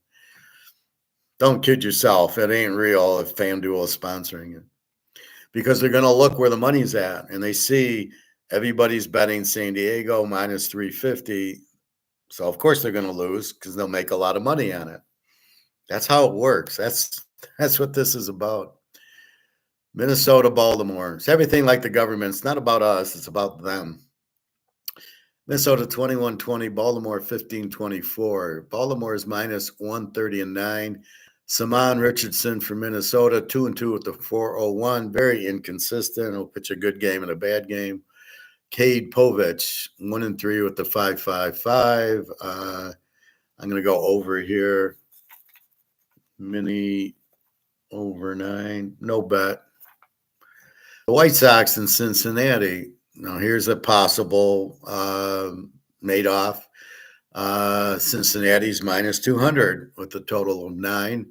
Jonathan Cannon, 2-4 with the 409. Andrew Abbott, 2-0 with the 225. Let's circle this game and see if the White Sox win.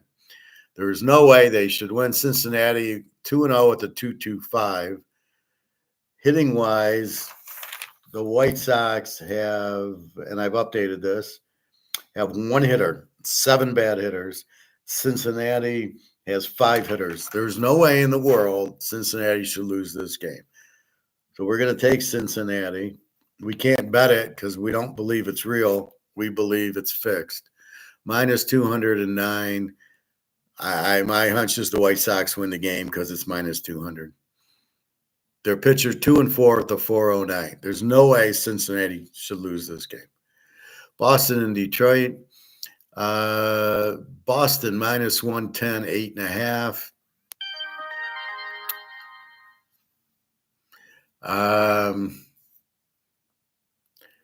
Brian Bello 2-0 with the 201. Tyler Holton 2-2 with the 312. Let me see.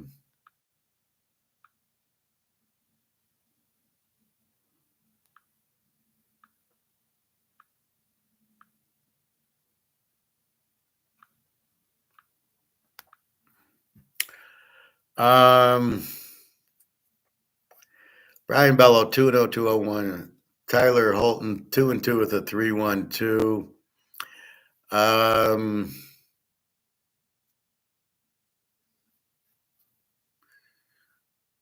should be low scoring. Boston 110. Detroit plays better at home. I don't know this Tyler Holton. 110, 8.5.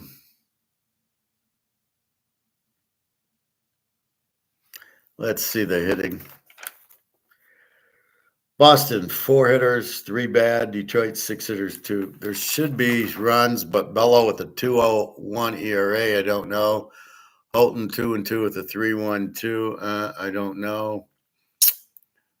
Boston's a 110 favorite at Detroit.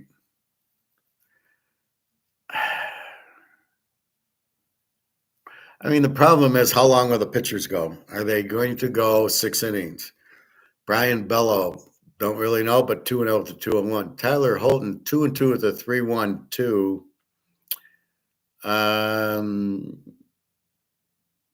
Don't know. 2-2 with a 3.12. Let's take a look. I never heard of him. There's injuries to the Tigers, so this is the injured guy. He's a bullpen guy. Okay, so that's why I never heard of him. So you got Detroit with a bullpen guy. They usually play it. I'm going to go under here, I think, but I can't bet it. Detroit under 8.5. I don't know how good Brian Bello is, if he's going to keep him low. Detroit can hit, but when they play a good pitcher, they don't hit. They got pretty much shut out by the Texas guys over the weekend. They got nothing, right? They got 1 run in 1 game, and I think shut out the other. They're like the Lions. When they play a good pitcher, they don't hit. And when the Lions play Baltimore or Philly, Kansas City, they're not even in the game. They just get blown out. So that's what I see. Let's see. St. Louis, Philly. So I think they're going to struggle with this Brian Bello guy. St. Louis and Philly. Philly minus 145.8. Sonny Gray, 4-1 with a 3.50. Jesus Luzardo, 3-0 with a 2.11.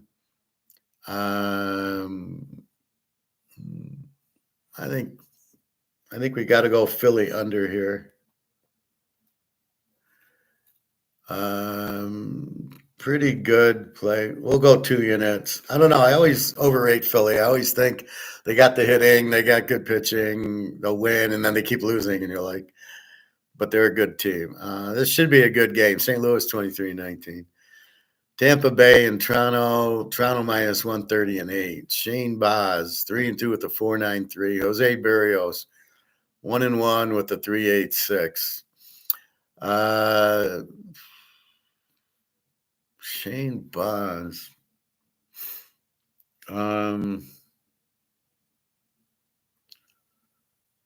Let's see, can they hit Toronto? This looks like an over. Tampa Bay 4 and Toronto 7.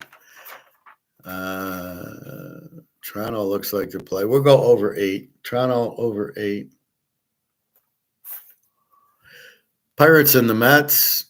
Scanes lost yesterday again. Hope you didn't play. Well, you probably played them because you know the way I pick them. Mets minus 225, 7.5. Mitch Keller, 1-4 with the 4.40 against Kota Senga, 4-2 with the 1.16. Yeah, you got to go with the Mets here because Pitt doesn't hit. And we'll go 2 units.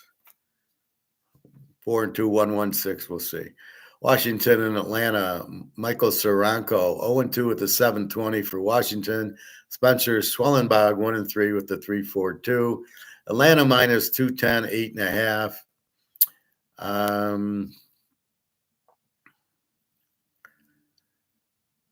Let's see.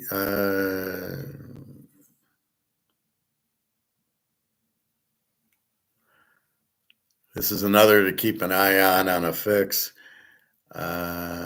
This should be Atlanta. We'll take Atlanta. We're not going to bet it because we're afraid of the fix. So I'm going to put an F next to that game and an F. What's the first game? Cincinnati. So I'm putting an F for fix next to those two games, and let's see if they play real. Atlanta, okay. Miami and the Cubs. Cubs are a very good team, hitting very well. Miami 15-25. Cubs minus 250 and 8. Valente Bozo 0-2 with a 3.50 from Miami. Ben Brown 3-3, 4.95. This is going to be a lock over Cubs. And they got a lot of hitting, and so does Miami. And we got two pitchers not very good, and we'll go 3 units. This is the best play so far. Miami Cubs over. This cannot be fixed. The Cubs minus 250 could be fixed, but not the total of 8. That's why I like playing totals. It's really hard to fix the total as well as much as it is to fix the game. You can pay off the quarterback or the coach, like in Super Bowl III, but the total is the total. All right, so go Cubs over. Hey, David. Knicks won, yeah. What are you going to say? I love Boston. I think they play tomorrow night. Boston's in a do or die at home. We'll win game 5. Again, the Knicks can afford to lose. They're up 3-1. So basically, the Knicks are a much better team than you think. And Boston, maybe not as good as you think. Neither is Cleveland. Not sure about OKC or how strong Denver is. And then the Minnesota Clippers, well, are Golden State. Steph Curry's out for at least a week, so they're done. So you can't really say how good Minnesota is. With Steph Curry beat them, so be careful there. All right, Colorado and Texas. Texas minus 235, 8.5. Kyle Freeland, 0-5 with a 6.41. Jack Leiter, 2-2 with the 5.09. Colorado is not hitting, but it's only 8.5. So we're going to go over here. Texas over 8.5. We'll go 2 units on that. Texas has a lot of hitters. Colorado doesn't have much hitters. I don't know. I keep falling into this trap with Colorado. They don't hit. But the reason I like the over is both pitchers stink. A 6.41 and a 5.09. Figure you're going to get at least 9 runs, but we'll see. KC and Houston, an old AFC West game. Houston minus 145, 7.5 at home. It's at Houston. Chris Bubick, 4-2 with the 169 against Framber Valdez, 2-4 with the 394. Houston's minus 145. I like KC and Bubick with his 169 ERA. Good luck hitting him, Houston. I got to see if whatchamacallit is playing or not. Who's our little guy? He I saw him. He didn't play Sunday, so I don't know if he got hurt or they rested him. Altuve, but we'll have to see. It's funny when I think about him, I can't think of him, but when I stop thinking Altuve, he pops in. All right, California, San Diego. San Diego minus 220, 7.5. Jose Soriano, 2-4 with the 4 ERA. Dylan Cease, 1-2 with the 4.91. We loved Dylan Cease last year. Do we love him this year? He pitched well against the Yanks. So his last 4 games, 6 2/3 against the Yanks, 1 hit, 1 run. Pittsburgh, 3 hits, 2 runs. Tampa Bay, 6 hits, 2 runs. Houston, 6 hits, 2 runs. So he's back. My man, Dylan Cease, Georgia boy.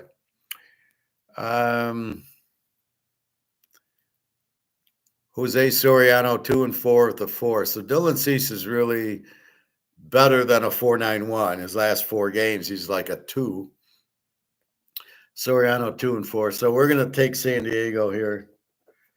They should get the win. They got the better hitting. California cannot hit. All right, we'll play it for 2 units. After last time, depends how crooked this manager is. Here's the game of the day, the Yankees and Seattle. We got the Yankees minus 140, 7.5. The game is Seattle. This game is a lock, but not how you think. Max Fried 6-0 with a 105 against Ric Flair, Brian Wu 4-1 with the 3.25. And we got to go. We're going to lock under New York Yanks under 7.5, 3 units. You got to love it. They're not going to hit Fried. Seattle can't hit anyway. But with Ric Flair pitching, he's 4-1 with the 3.25. The Yanks, I saw box score where Aaron Judge went 4 for 4, I believe, Sunday or yesterday. He's up to 4, 15. And then Goldsmith's hitting like 370. And then the rest of the team can't hit. But I got the Yankees now with 4 hitters and 3 bad hitters. So once why would you pitch to Aaron Judge? Only the San Diego managers. That's stupid. If I'm playing Aaron Judge, he's getting ball 1, ball 2, ball 3, ball 4, take first base. It's a lot easier than letting him hit a home run, and he's hitting 400. At what point do you want to pitch to this guy? The only time is when the bases are loaded, or second and third, he's automatically getting a walk. First and third, maybe I pitch to him, but you've got to be kidding. So that's kind of where it is. Max Fried 6-0 with 1-0. They're not going to hit him. So basically, if they're smart enough to pitch around Judge, they're not going to be scoring in the game. It's a 7.5, so that's better than 7. So I'm going to go Yankees under with the best pitcher in the league, Max Fried, and Brian Wu, who always pitches well. And he woos a lot. All right. Arizona, San Francisco. Arizona minus 110, 7.5. Brandon Pfaadt, 6-2, 3.28. Robbie Ray, 5-0, 2.84. Arizona, 5 hitters, 4 weak hitters. San Francisco, 3 hitters.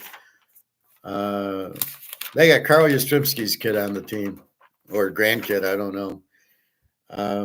He's hitting about 270. He's pretty good. This is probably an under game, so we're going to take this game. Arizona under 7.5. I'm not going to bet it, but 2 good pitchers and some weak hitting. In their last game, Oakland at the Dodgers. The Dodgers minus 225.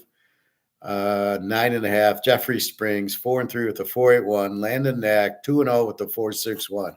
I got news for you. Oakland has 6 hitters. The Dodgers have 6 hitters. This total is 9.5. You got 2 pitchers with a 4.8, 4.7 ERA. We're going to take Oakland over 9.5, and this will be 3 units. I'm also going to put a F next to this, as the Dodgers are 225 favorites, which I don't understand, with a 4.61 pitcher against a 4.81 and good hitting. So this is where it's confusing. But so I got 3 fixed games where the lines are pretty high, over 250 or so. Cincinnati, Atlanta, and Oakland. We're going to keep our eye on these fixed games. There's no way San Diego does not beat Colorado with their ace, and the Colorado pitcher had a 9 ERA. How the fuck do you lose that? And, oh, yeah, the one hitter that Colorado has, you pitch to him, he goes 3 for 5 with 5 RBIs instead of walking him. Are you out of your mind? What is wrong with this manager? He obviously doesn't understand. All he knows is, oh, we'll use analytics. Like, let's go for 4th down and go for 2 all the time, because that's what analytics said. Yeah, but you're going against the Kansas City or the Pittsburgh defense. You're not going to pick it up, or Philadelphia. You're going to go 4th and 2 on Philadelphia, and you think you're going to make it once in 10? Are you kidding me? So this is just insanity. What's happening in baseball? They don't know what they're doing. So let's run through it again. And nothing starts before 6:10. So we got Milwaukee over 9, 2 units. Minnesota over 9, nothing. Cincinnati, watching for a fixed game. Detroit under 8.5. Philadelphia under 8, 2 units. I'll be with you in the comments in 1 second. Toronto over 8. The New York Mets, 2 units. Atlanta, another fixed game. The Cubs over 8, 3 units. Texas over 8.5 or 9.5, 2 units. Let me confirm. What the hell? I can't read my writing. Texas is 8.5. Kansas City, San Diego, 2 units. The Yankees lock under 7.5 with their ace going. Freed against Brian Ric Flair Woo should be low scoring. So the Yankees under 7.5, 3 units. Arizona under 7.5, and Oakland over 9.5 for 3 units, which I really love that one. Again, I will keep an eye on if it's fixed. Oakland shouldn't win the game, but they got a lot of hitting. It should be high scoring, but Oakland could win. The fix I'm looking at mostly is Cincinnati and Atlanta. So the plays are Milwaukee over 9, 2 units, Philly under 8, 2 units, the Mets, 2 units, the Cubbies over 8, 3 units. They're a very strong hitting team. Texas over 8.5, 2 units, San Diego, 2 units, the Yankees under 7.5, lock, 3 units, Oakland over 9.5, 3 units. So I got 2 locks today, and the Yankees, and the other would be the Cubs over 8. And Oakland and the Dodgers should be a 20-run game. Dodgers hit. It's in Dodger Stadium, very short fences, and Oakland can hit 7 hitters. So keep your eye on that.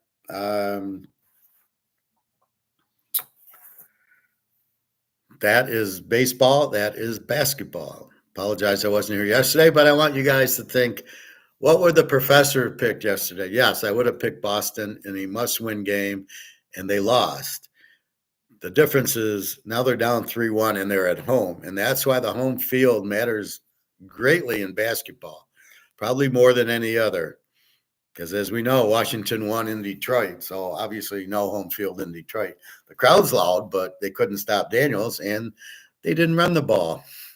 And you throw 5 interceptions and a fumble, you're probably not going to win the game. So we all know Goff is, but not Burrow and not Mahomes. All right. TK, first game is Philly versus Dallas in the NFL. TK, you think sports is more fixed now than ever? It has to be. Who runs FanDuel? Is what bank runs that? JP Morgan probably. They've got people thinking of money lines, prop bets. You've got to be kidding me. Just look at who's going to win the game, or look at the total. Football. You wanna bet the Lions over every game. That's the only you don't. Why do you want to get into props? How many yards will St. Thomas catch, or how many interceptions Goff will throw? Well, that's easy, 2 or 3. But that's what you know. Why do I care about that? Detroit, Washington, it's a lock over. They're going to score 100 points in the game. That's what I got to focus. I've got to figure out the game. How's their offense? How's their defense? Boom. Philly, KC in the Super Bowl was a lock over, and it was easy. And then it was taking the dog. I had struggled with who to take, but you made KC the favorite. You weren't going to blow out Philly, so I took the dog in the game. But the over was the lock. So think about the game. Think about the final score. Think about the teams, the over-under. That's what we're doing here. And in baseball, it's much harder because the pitcher only plays 5 innings or 6 innings, and the manager doesn't pitch around the guy hitting 300. Why did Aaron Judge go 4 for 4 the other day? Why are you pitching to him 4 times? He's hitting over 400.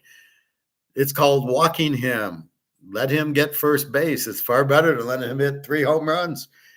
Are you trying to win or not? The Yankees only have 4 hitters, him and Goldsmith. After that, they got a bunch of 200 hitters. Pitch to them. Let them beat you. That's the art of war. Let the weak play to the weak, not the strong.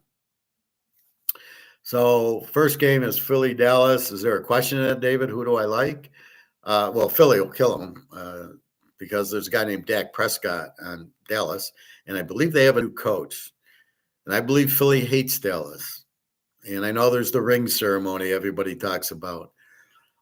So Philly will be a little bit slow because of getting the rings and the big head, and it's the first game, and they're the champs. So there will be some letdown from them. Dallas, however, has the new receiver who is a nutcase, CD Lamb. But oh yeah, there's a thing called this great defensive line for Philly, and Dak Prescott is going to get sacked 5 times in the game. A couple picks. Um, I think Philly has their defensive coordinator, and Philly's going to run Barkley down their throats, neutralizing Micah Parsons, who has speed, but when you run at him, that's why you used to run at Lawrence Taylor, because he would chase you down. But if you ran at him, all you had to do is lay him down, and then you run over him. So it's much easier to run at the guy than run away from him, especially these fast guys. So look for Barkley to dominate, and Hurts will do a little, but they'll have to take Barkley away, and they're just too tough to get. And and then that's it. So look for the Philly defense to dominate the game, and Dak Prescott with his 2 interceptions. You can't bet Dallas. They're not really good. I don't know who this coach is, or their offensive coordinator. So yeah, I mean that's the thing with it. That's where we're at. Um,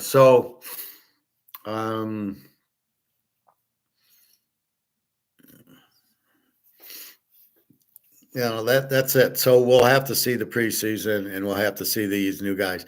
I would not expect a lot of teams who are decent to use any of their draft picks. Maybe one, their first rounder. I don't anticipate Detroit to use any of their draft picks. The defensive tackle is terrible. I doubt he'll. I'm not sure. He might make the team because he's a first round pick, but not very good. Most of the other guys are terrible.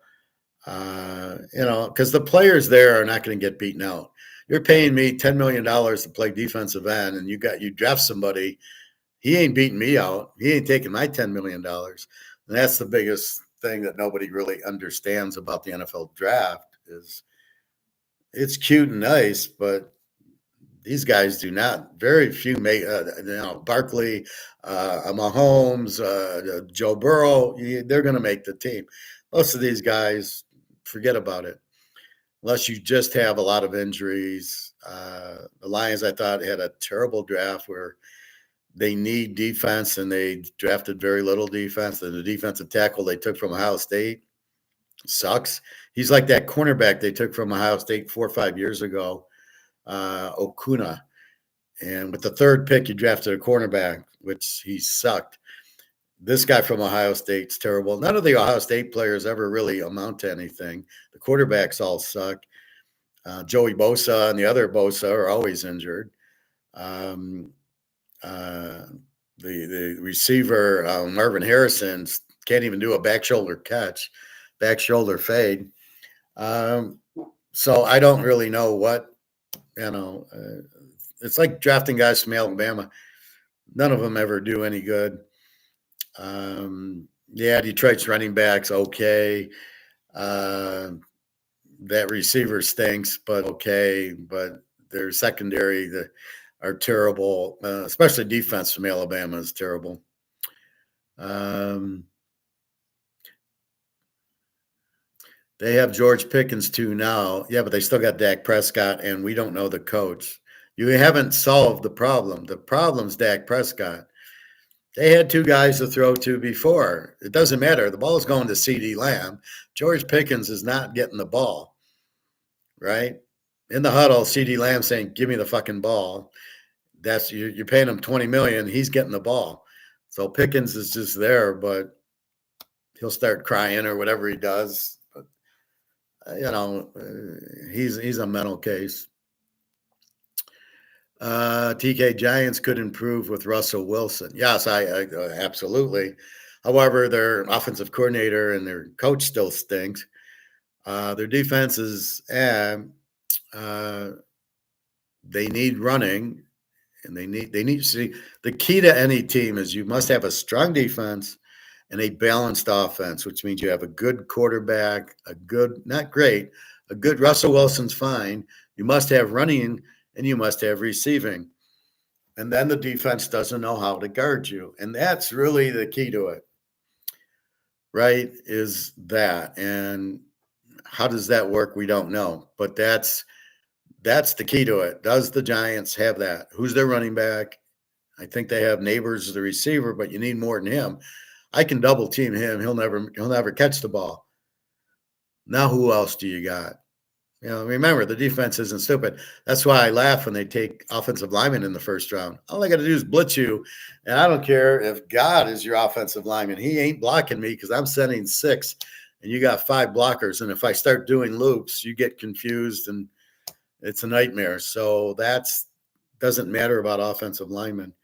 I always find that to be, oh, that was KC lost because of their offensive linemen. No, they weren't. They couldn't block the big Georgia guys, and there was pressure on Mahomes, and all he had to do was throw short, which he didn't do. Why didn't he do that? That's how KC wins the Super Bowl, by dumping it down like Brady did against Seattle. That's how New England beat the Legion of Boom. Is all these, he got rid of the ball in 2 seconds before they could sack him. That's how New England beat Seattle. They shouldn't have, but that's how they did. But they didn't. Mahomes didn't do that. Why not? Well, he's looking for Kelsey. He doesn't have time to look for Kelsey. He didn't recognize what was going on and how to beat it. And that's the problem, right? So that's where you're at. I mean, so you got to have the balance. So we don't know. Yes, Russell Wilson is a big improvement. Indiana grabbed Daniel Jones. What are they thinking? Can you answer me that? Riddle me that, Batman. Why is Indiana taking Daniel Jones? It's as stupid as why is Seattle taking Sam Darnold?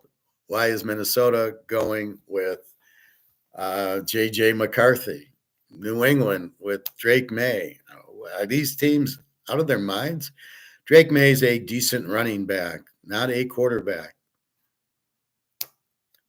So I'm not sure Jordan Love at Green Bay is any good. He's starting to look real bad, especially against the Lions. If you can't beat them, the Bears, Caleb, forget about it. Seattle, Oakland with Geno Smith. Really?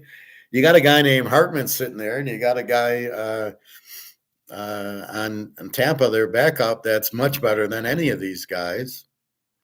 I heard Cam Rising. You asked me about Cam Rising last week. Apparently, he retired from his wrist injury or hand injury.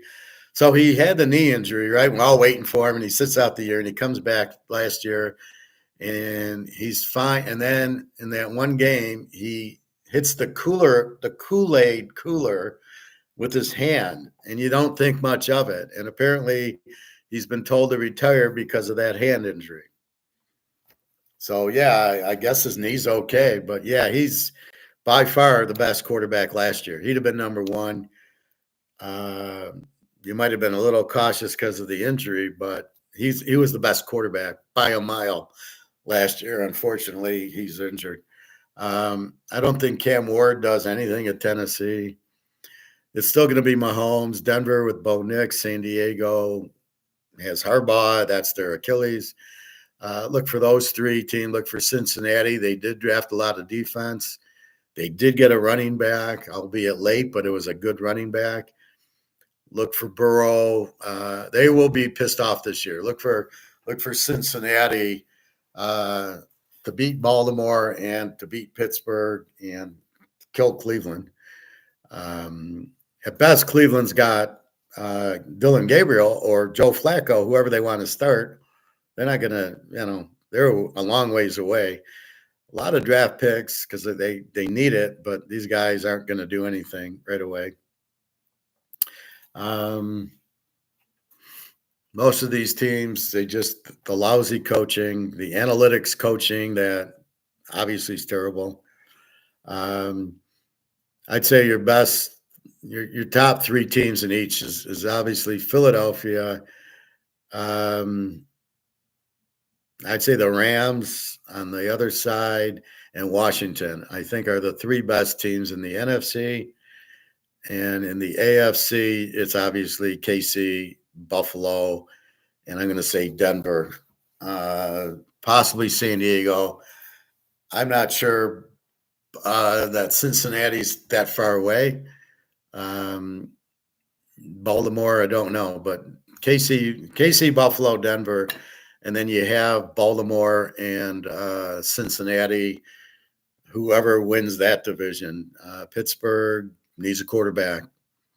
Sorry, you ain't doing anything with your shit. The Jets, probably the team we'll bet against the most. Carolina will bet against.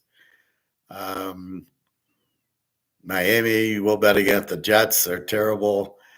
Um, Cleveland, we got to see what they do. Dylan Gabriel should be good, but when are they going to play him? Look for Atlanta also to be very good. New Orleans without Derek Carr, and they need a coach. Should drop. Carolina sucks. Tampa Bay should be fairly good. Baker has been playing very well there, so I don't mind him. And then out in the West, Frisco, big trouble. Is McCafferty playing? That's going to be key. How did you replace Debo Samuel? You got Kittle, you got Purdy. Who's your running? I think they drafted a running back. They drafted some very good defense. I hate the coach. What a choke this guy is. He's a good coach, but in getting the big games, he chokes. Seattle, no chance with Sam Darnold. What are they thinking? So that's kind of summing it up. AFC South, oh my God, four terrible teams. Houston seems to have a decent defense, no quarterback. Tennessee, Cam Ward will do nothing. Indy has no quarterback, and Jacksonville has nothing. Trevor Lawrence, what do they see in him after 5 years of being pathetic? What is it that you see about him being your starting quarterback? Oh well, we drafted him. We gotta keep him 5 years. I mean, that's the insanity of football. They can't realize the train wreck until after.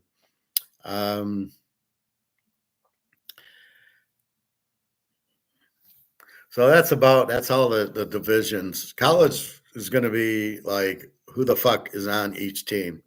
With all the NIL movement around, it's going to be really difficult. When I go through my Gray Sports Almanac, it's going to be like, here are the guys. Are they there last year? And they all transferred in, but it's all chemistry. You got to play the offensive line. You can't just take five different guys from different schools, put them together, and think you have an offensive line. You got to have a line that plays together a long time. Um, Georgia, I don't know. I think they could be the top again. Oregon, I don't like their coach. He's a choke. And I don't know who their quarterback is. They'll probably get a new one in. Washington could get better. Michigan, they got this quarterback who is a high school star. Doesn't mean he's a college star. And then you've got Ohio State who just buys the players. It's really becoming difficult because it's all you're buying players. It's one thing when they got Will Howard from Kansas State. I knew him. Who are you getting this year? And this whole money thing is absolutely ridiculous.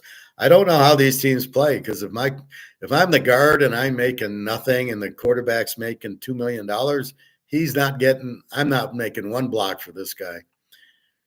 Not until you start handing over a couple 100,000, then I'll start blocking for you. And that's gotta be a problem. The coaches, they don't know what they're doing. So it's a very difficult thing. College football now, pros easier. I mean, you've got the Barkley's at Philly. They got the great defense. You know what you got in Philly and Kansas City, Mahomes and Cincy Burrow. You know what you've got there. But you tend to get 7 or 8 head coaches every year. You tend to get these drafted quarterbacks who we don't know how they're going to be. We did know Daniels and we did know Penix and Nix last year, so we got what we thought. This year there was no quarterbacks, so it's pathetic. Dylan Gabriel will be the one. He'll be like the Penix. He's just like Penix, very accurate. He can move. Very good quarterback. Question is, when will Cleveland be smart enough to put him in? And if they go to Prime Junior, we are loading up the truck, emptying it, and betting against Cleveland because he sucks. He's like Caleb. He takes 15 seconds to figure it out. Is Archie Manning going to be good? He couldn't beat out Quentin Ewers. That was his second year there. I don't know. We have to see. He seems like he's a runner, not a passer. I don't know. Just because his name's Manning doesn't make him good. I didn't think Peyton was that good. I thought Eli was better than Peyton. Peyton always choked in the Tennessee-Florida game. He never won the SEC. Florida always beat him. I'm not sure that he'll be good. I haven't seen anything to say he's going to be good because he hasn't played yet. He came into the Texas-Georgia game and ran for 5 yards. So I don't know what to tell you about that. So we'll have to see. I mean, he might be. Let's see what he does this year at Texas. All you can do to analyze, you must watch the real games on the Saturday afternoons. Texas playing Oklahoma. Let's see how good he is. Texas play Kansas or Alabama, Texas against Georgia. Then you'll see how good they are. Not the Texas against Old Mississippi State or something, or Texas against Arkansas Pine Bluff. That doesn't show you anything. How does he play against Georgia and Alabama, Florida, and Oklahoma? Show me what he does there, and then I can tell you if he's good or not. That's how we got Daniels. That's how we got Penix. That's how we got Bo Nix. That's how I told you to run away from Caleb. That's the only way. These combines and NFL days, Prime Junior sucks. Caleb sucks because in the big games, they didn't show up. And that's how you got to rate them, is how do they play in the big games? Because this is the NFL. They're all big games. And that's the thing. Arch Manning, I mean, you got to play in the SEC. Are you out of your mind? If he really was smart, he'd have went to BYU or Boise, and then he could have been a star, and then you would have thought, well, maybe he's good. But, I mean, look at Prime Junior. He goes to Colorado, and they didn't play. All it was pass every down, and he had a good receiver, and he threw to him a lot. And so is he any good? Well, Kansas is still scoring touchdowns on him. And that's where, like, Devin Neal, Kansas running back, he's going to be great. I don't know what team he went on. I don't remember. But that's what you keep an eye on. He had a great day against Colorado and Kansas State and Oklahoma, and just that's your stud. So you must watch him in games. That's the only way to know if they're going to be any good or not. And in big games against Georgia, against Alabama, against Tennessee, Ohio State. That's what you're looking at. The Penn State game, the Michigan game. How did they do? Oregon. If they, that's the whole thing with the Big Ten is really screwy. At least the SEC is mostly in the South and mostly in the East. Michigan, you got USC, UCLA, Oregon, and Washington having to come pretty much to the East Coast if they get Rutgers or Maryland or Penn State. That's a nightmare. I mean, and then they got to go to the West Coast to play 3 or 4 times. So that's really a nightmare. Anyway, that's kind of what you're looking at. So we'll get more into that as we see, and we can answer your question. At this point, he hasn't done anything. I can't say he's a good quarterback, but I really can't say he's a bad one, just that he couldn't beat Ewers out. And when Ewers got hurt, he didn't do anything. When he came in, and he wants to run too much. And as we know, running quarterbacks never win. We do not want running quarterbacks. We want Joe Burrow. We want Mahomes. We want Stafford. We do not want Lamar. Lamar, how many times do you want to lose with Lamar before you say, fuck him, I'm not betting him? Against any type of defense, he folds. The Buffaloes, the Kansas Cities, in the big moments, he folds, turnovers. He's not very good as a quarterback. If I was the coach of the Baltimore Ravens, he would be my wide receiver. And I'd go get a quarterback, like a Burrow or somebody, and then we'll win Super Bowls. Because then you can't stop Lamar as a wide receiver. You can easily stop him as a quarterback. Just make him throw, and he's going to throw to the wrong team at least 2 or 3 times in the game. Against Buffalo, he had 3 picks and a fumble. Sounded like Goff. So that's why you don't win with Lamar, and you don't really win. You got lucky with Jalen Hurts only because of Barkley, and the defense basically won the Super Bowl. So you're looking for the killer defense. Normally it's Georgia in college, but we'll see. And you're looking for the balanced offense, the running and receiver. That's what you're looking. It doesn't matter. You don't know the name of the team. That's why I say in college, I don't know who the team's going to be, but give me the good defense and then give me some sort of quarterback, running back, receiver balance. And then I know what to do. So I don't know who it's going to be. Sometimes it's Iowa State and Iowa. Sometimes it's Oregon and Washington. Usually it's Georgia has that killer defense. So that's what I'm looking for, and that's why I'm so successful. That's what I'm looking for in the pros. Who is it? And it sure shit ain't the Lions. They have no defense. They got a balanced offense, but they got a weak quarterback, turnover prone. David, TK is the basketball draft is a joke. The Dallas team went with a 1.8 perfect chance, got the best pick. Draft lottery is a joke. Well, they're doing it so you don't tank, but it's still, that's what you think. But I don't even pay attention. I don't know any. Once you've ruined college, it's, there's that guy on Milwaukee, Galanis or Giovanni or whatever his name is. And on the radio, oh, the Pistons might get this guy. I'm like, who is he? And I see that the last 3 years they didn't get out of the first round, and I'm going, well, why do you think he's that good if they can't get out of the first round? So I don't buy he's that good. I don't know who he is. I never heard of him. I don't know where he played college ball, and that's the thing. You got Luca Brasi on LA. You got this guy in Denver, Jokic, I never heard of. I don't know what college they went to, if they went to a college. They're foreigners, and they're never good in the NBA because it's a different work ethic. And I don't like seeing these tall guys, these 7-footers shooting 3-point shots. That's the first problem. They should be under the basket, putting skyhooks up and doing little fakes and dunks, not shooting 3-pointers. Who's going to get the rebound when your 7-footers 30 feet away from the basket? Sorry, but no, you got the game all wrong. I don't want a 3-point shooting big guy. Bill Laimbeer was because you had Rodman and Sally and Mahomes or their big guy. Maybe it was Mahomes. I don't know. But you had Rodman and Sally cleaning the glass.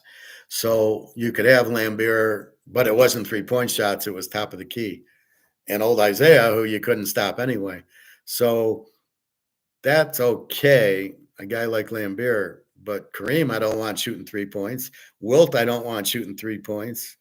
Bill Walton, I don't want shooting 3 points. And Larry Bird, I don't want shooting 3 points. McHale, Paris, they all won with being around the hoop, grabbing the rebound, putting it up, making 3-footers at a 98% clip. That's how you win. And the Bulls won with Jordan, but they didn't have a big man. Horace Grant, give me a break. Malone and Stockton, Elijah under the basket, David Robinson, and the guy from Wake Forest, the other guy under the basket. This game is so stupid. If I had any of those big guys, I would introduce them to the lane and saying, if you move outside of 5 feet, you're on the bench. I don't want you shooting 3-pointers. It's a terrible shot, a very bad percentage. Why are they doing it? It's the same as the 4th down. It's all analytics. Oh, well, you get 3 points. Big fucking deal. I don't care about 3 points. TK, so the basketball draft, again, I don't know. I couldn't tell you who the first pick is. some guy from North Carolina or Duke or Kansas or something. Who knows? You're just you have very few stars in the league, and the league's so bad, the coaching's terrible, and everything's a 3-point shot. So unless it's Steph Curry, what's the point? Poor Steph Curry with the hamstring injury, I think a hand injury. So we'll see what he does. Anyway, that's kind of what I am thinking. Let's check our gold price and any other topics that you would like to get into. I think I covered economics pretty well today.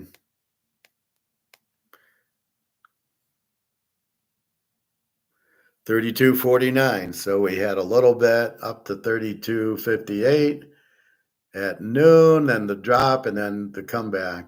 So it always amazes me. $32.58 at noon drops to $32.45, and then goes back to $32.58 basically. Silver $32.89. Let's check the market.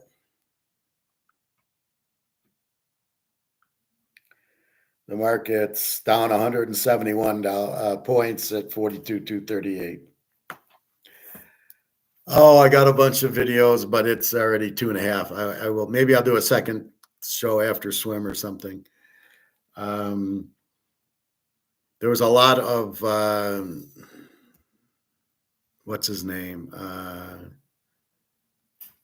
What the fuck's the guy's name?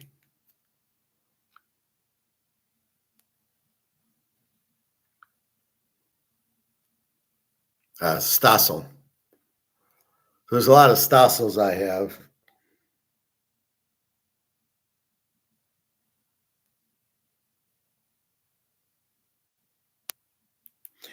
And his are short. They're like 5 minutes, but he kind of asks the questions specifically on free trade and the trade deficit. And they're basically what I've touched base on. Basically, if if I sell this to somebody for $100, it's a trade. We both are happy. I get the money, he gets the card. That's what the trade balance is. It's trading and free trade. We both get what we want. But because I get money doesn't mean it's a trade imbalance. I'm buying what I want or I'm selling what I want. It's no trade imbalance. So I don't really get it. What about Nowinski as a 3-point shooter? He was pretty good on Dallas, but he wasn't a center. He was tall, but he was a power forward, I believe. I don't think he was a center. When I see the guy in Milwaukee or Luca Brasi of LA or the Denver guy, these guys should not be shooting 3-point shots.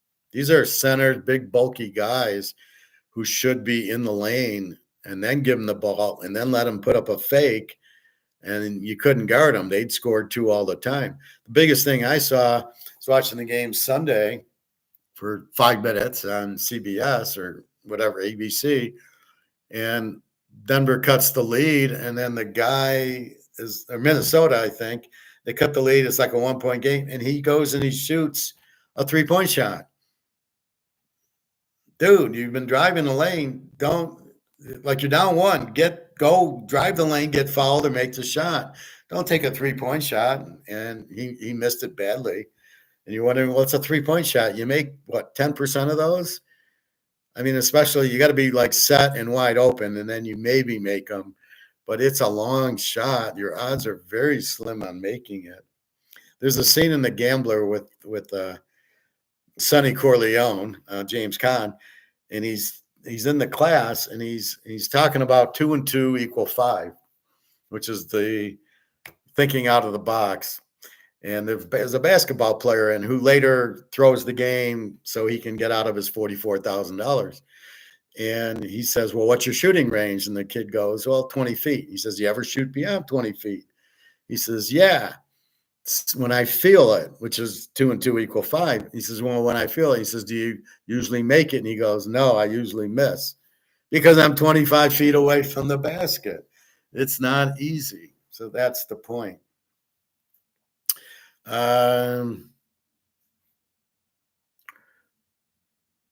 So no whiskey. If he's a power forward, I don't mind it.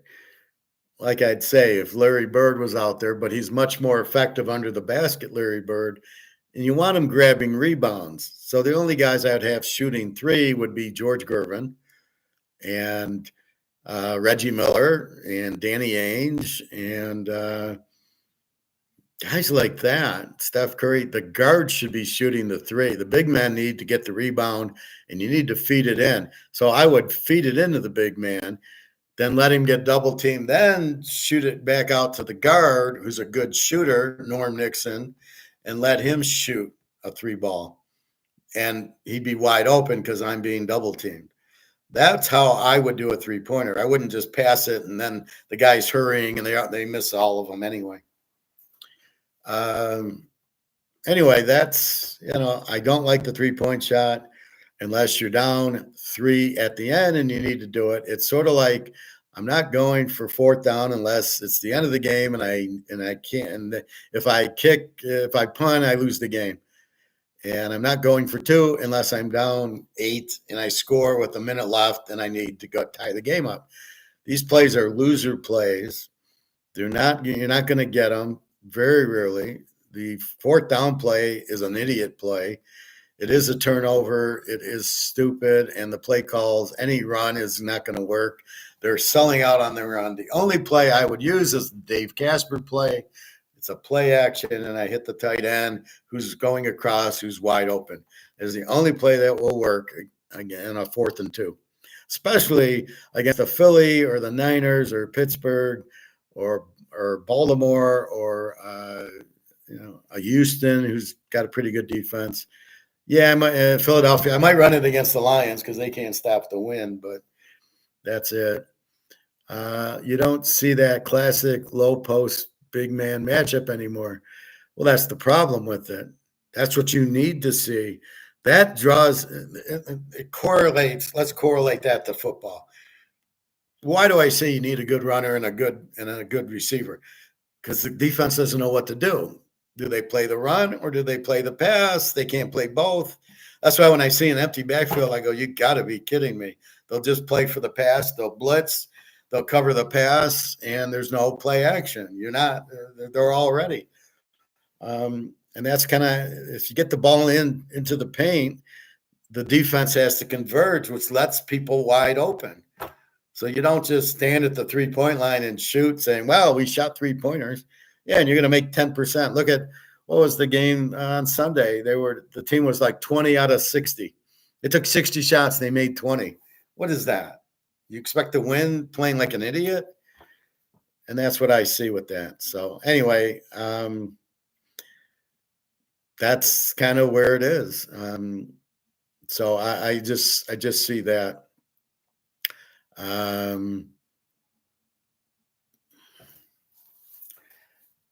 Anyway, Kareem versus Artis Gilmore, or Lambert, or even Wilt is what people used to watch for.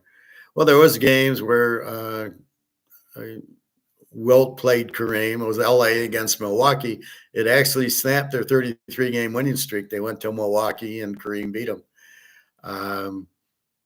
Wilt against Russell. We'll see. Wilt could score you 100 points. Now to score 50 points, these guys got to shoot 3-point shots all day. It's just a stupid game. It's terrible coaching. It's terrible GMs. It's using analytics as the excuse. Well, we'll just shoot because it's worth 3 points. I saw a coach. I went downtown to MGM and played some poker. And after that, I was just walking around. I ran into a guy who was a coach at a Division III college team. And we were talking about the 3-point shot. And he says, well, you get 3 points for it. I says, yeah, but the odds on getting it are like 10%. Versus if I dunk the ball, it's probably about a 99% chance.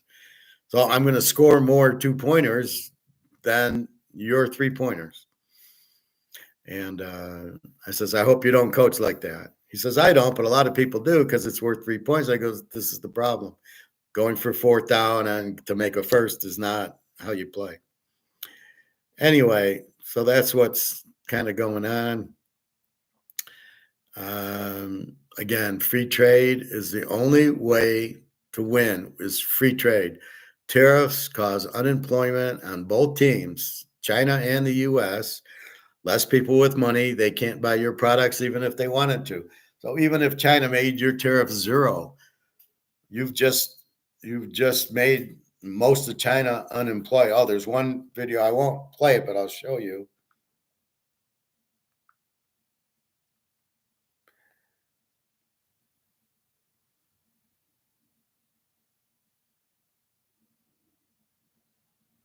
It's this one here.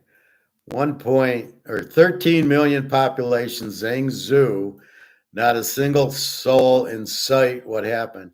You just killed 13 million. China cities are rural areas, I don't know the whole thing. 13 million people and they're gone. They were showing the streets, they were empty. We'll look at that tomorrow or maybe tonight. 13 million people and you can walk the street and nobody would hear you. And that's the big point, and that's the whole point of it. Um, you're causing this unemployment because they can't make the product because the tariffs are so high, you've killed their costs. So even if you wanted to sell things to China with zero tariffs, there's nobody there to buy them. So the tariffs are not good. They're absolutely horrible.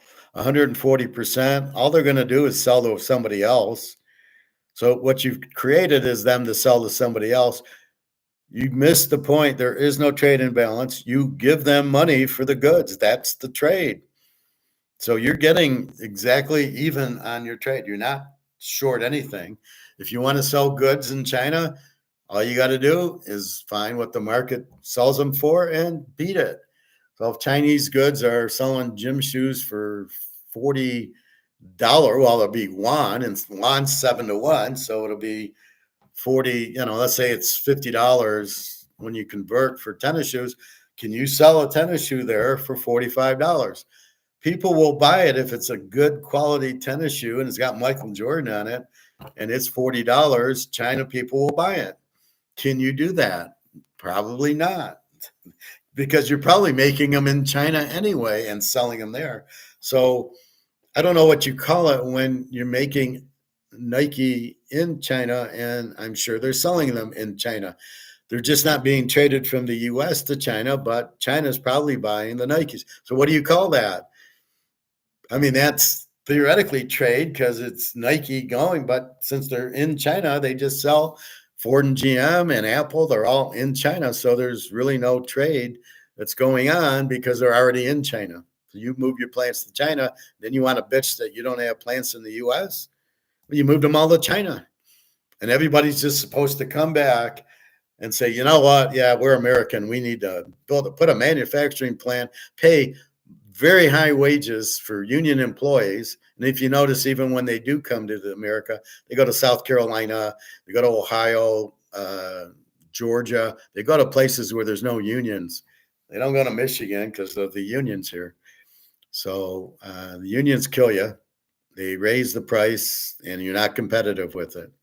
Everything comes back to competition. Can you compete with the union? If you have a union and they don't, you can't compete.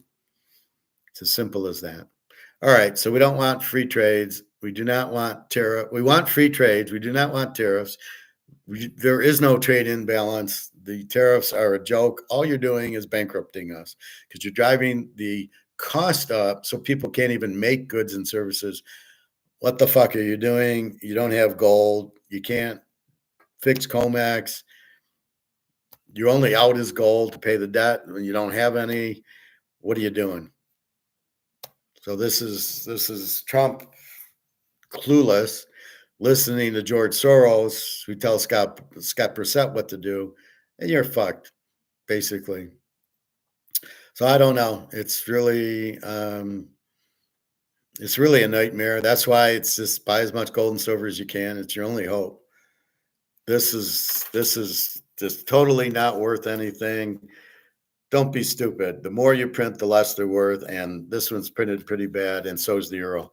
So if you have things that are not limited, it's not going to be worth anything.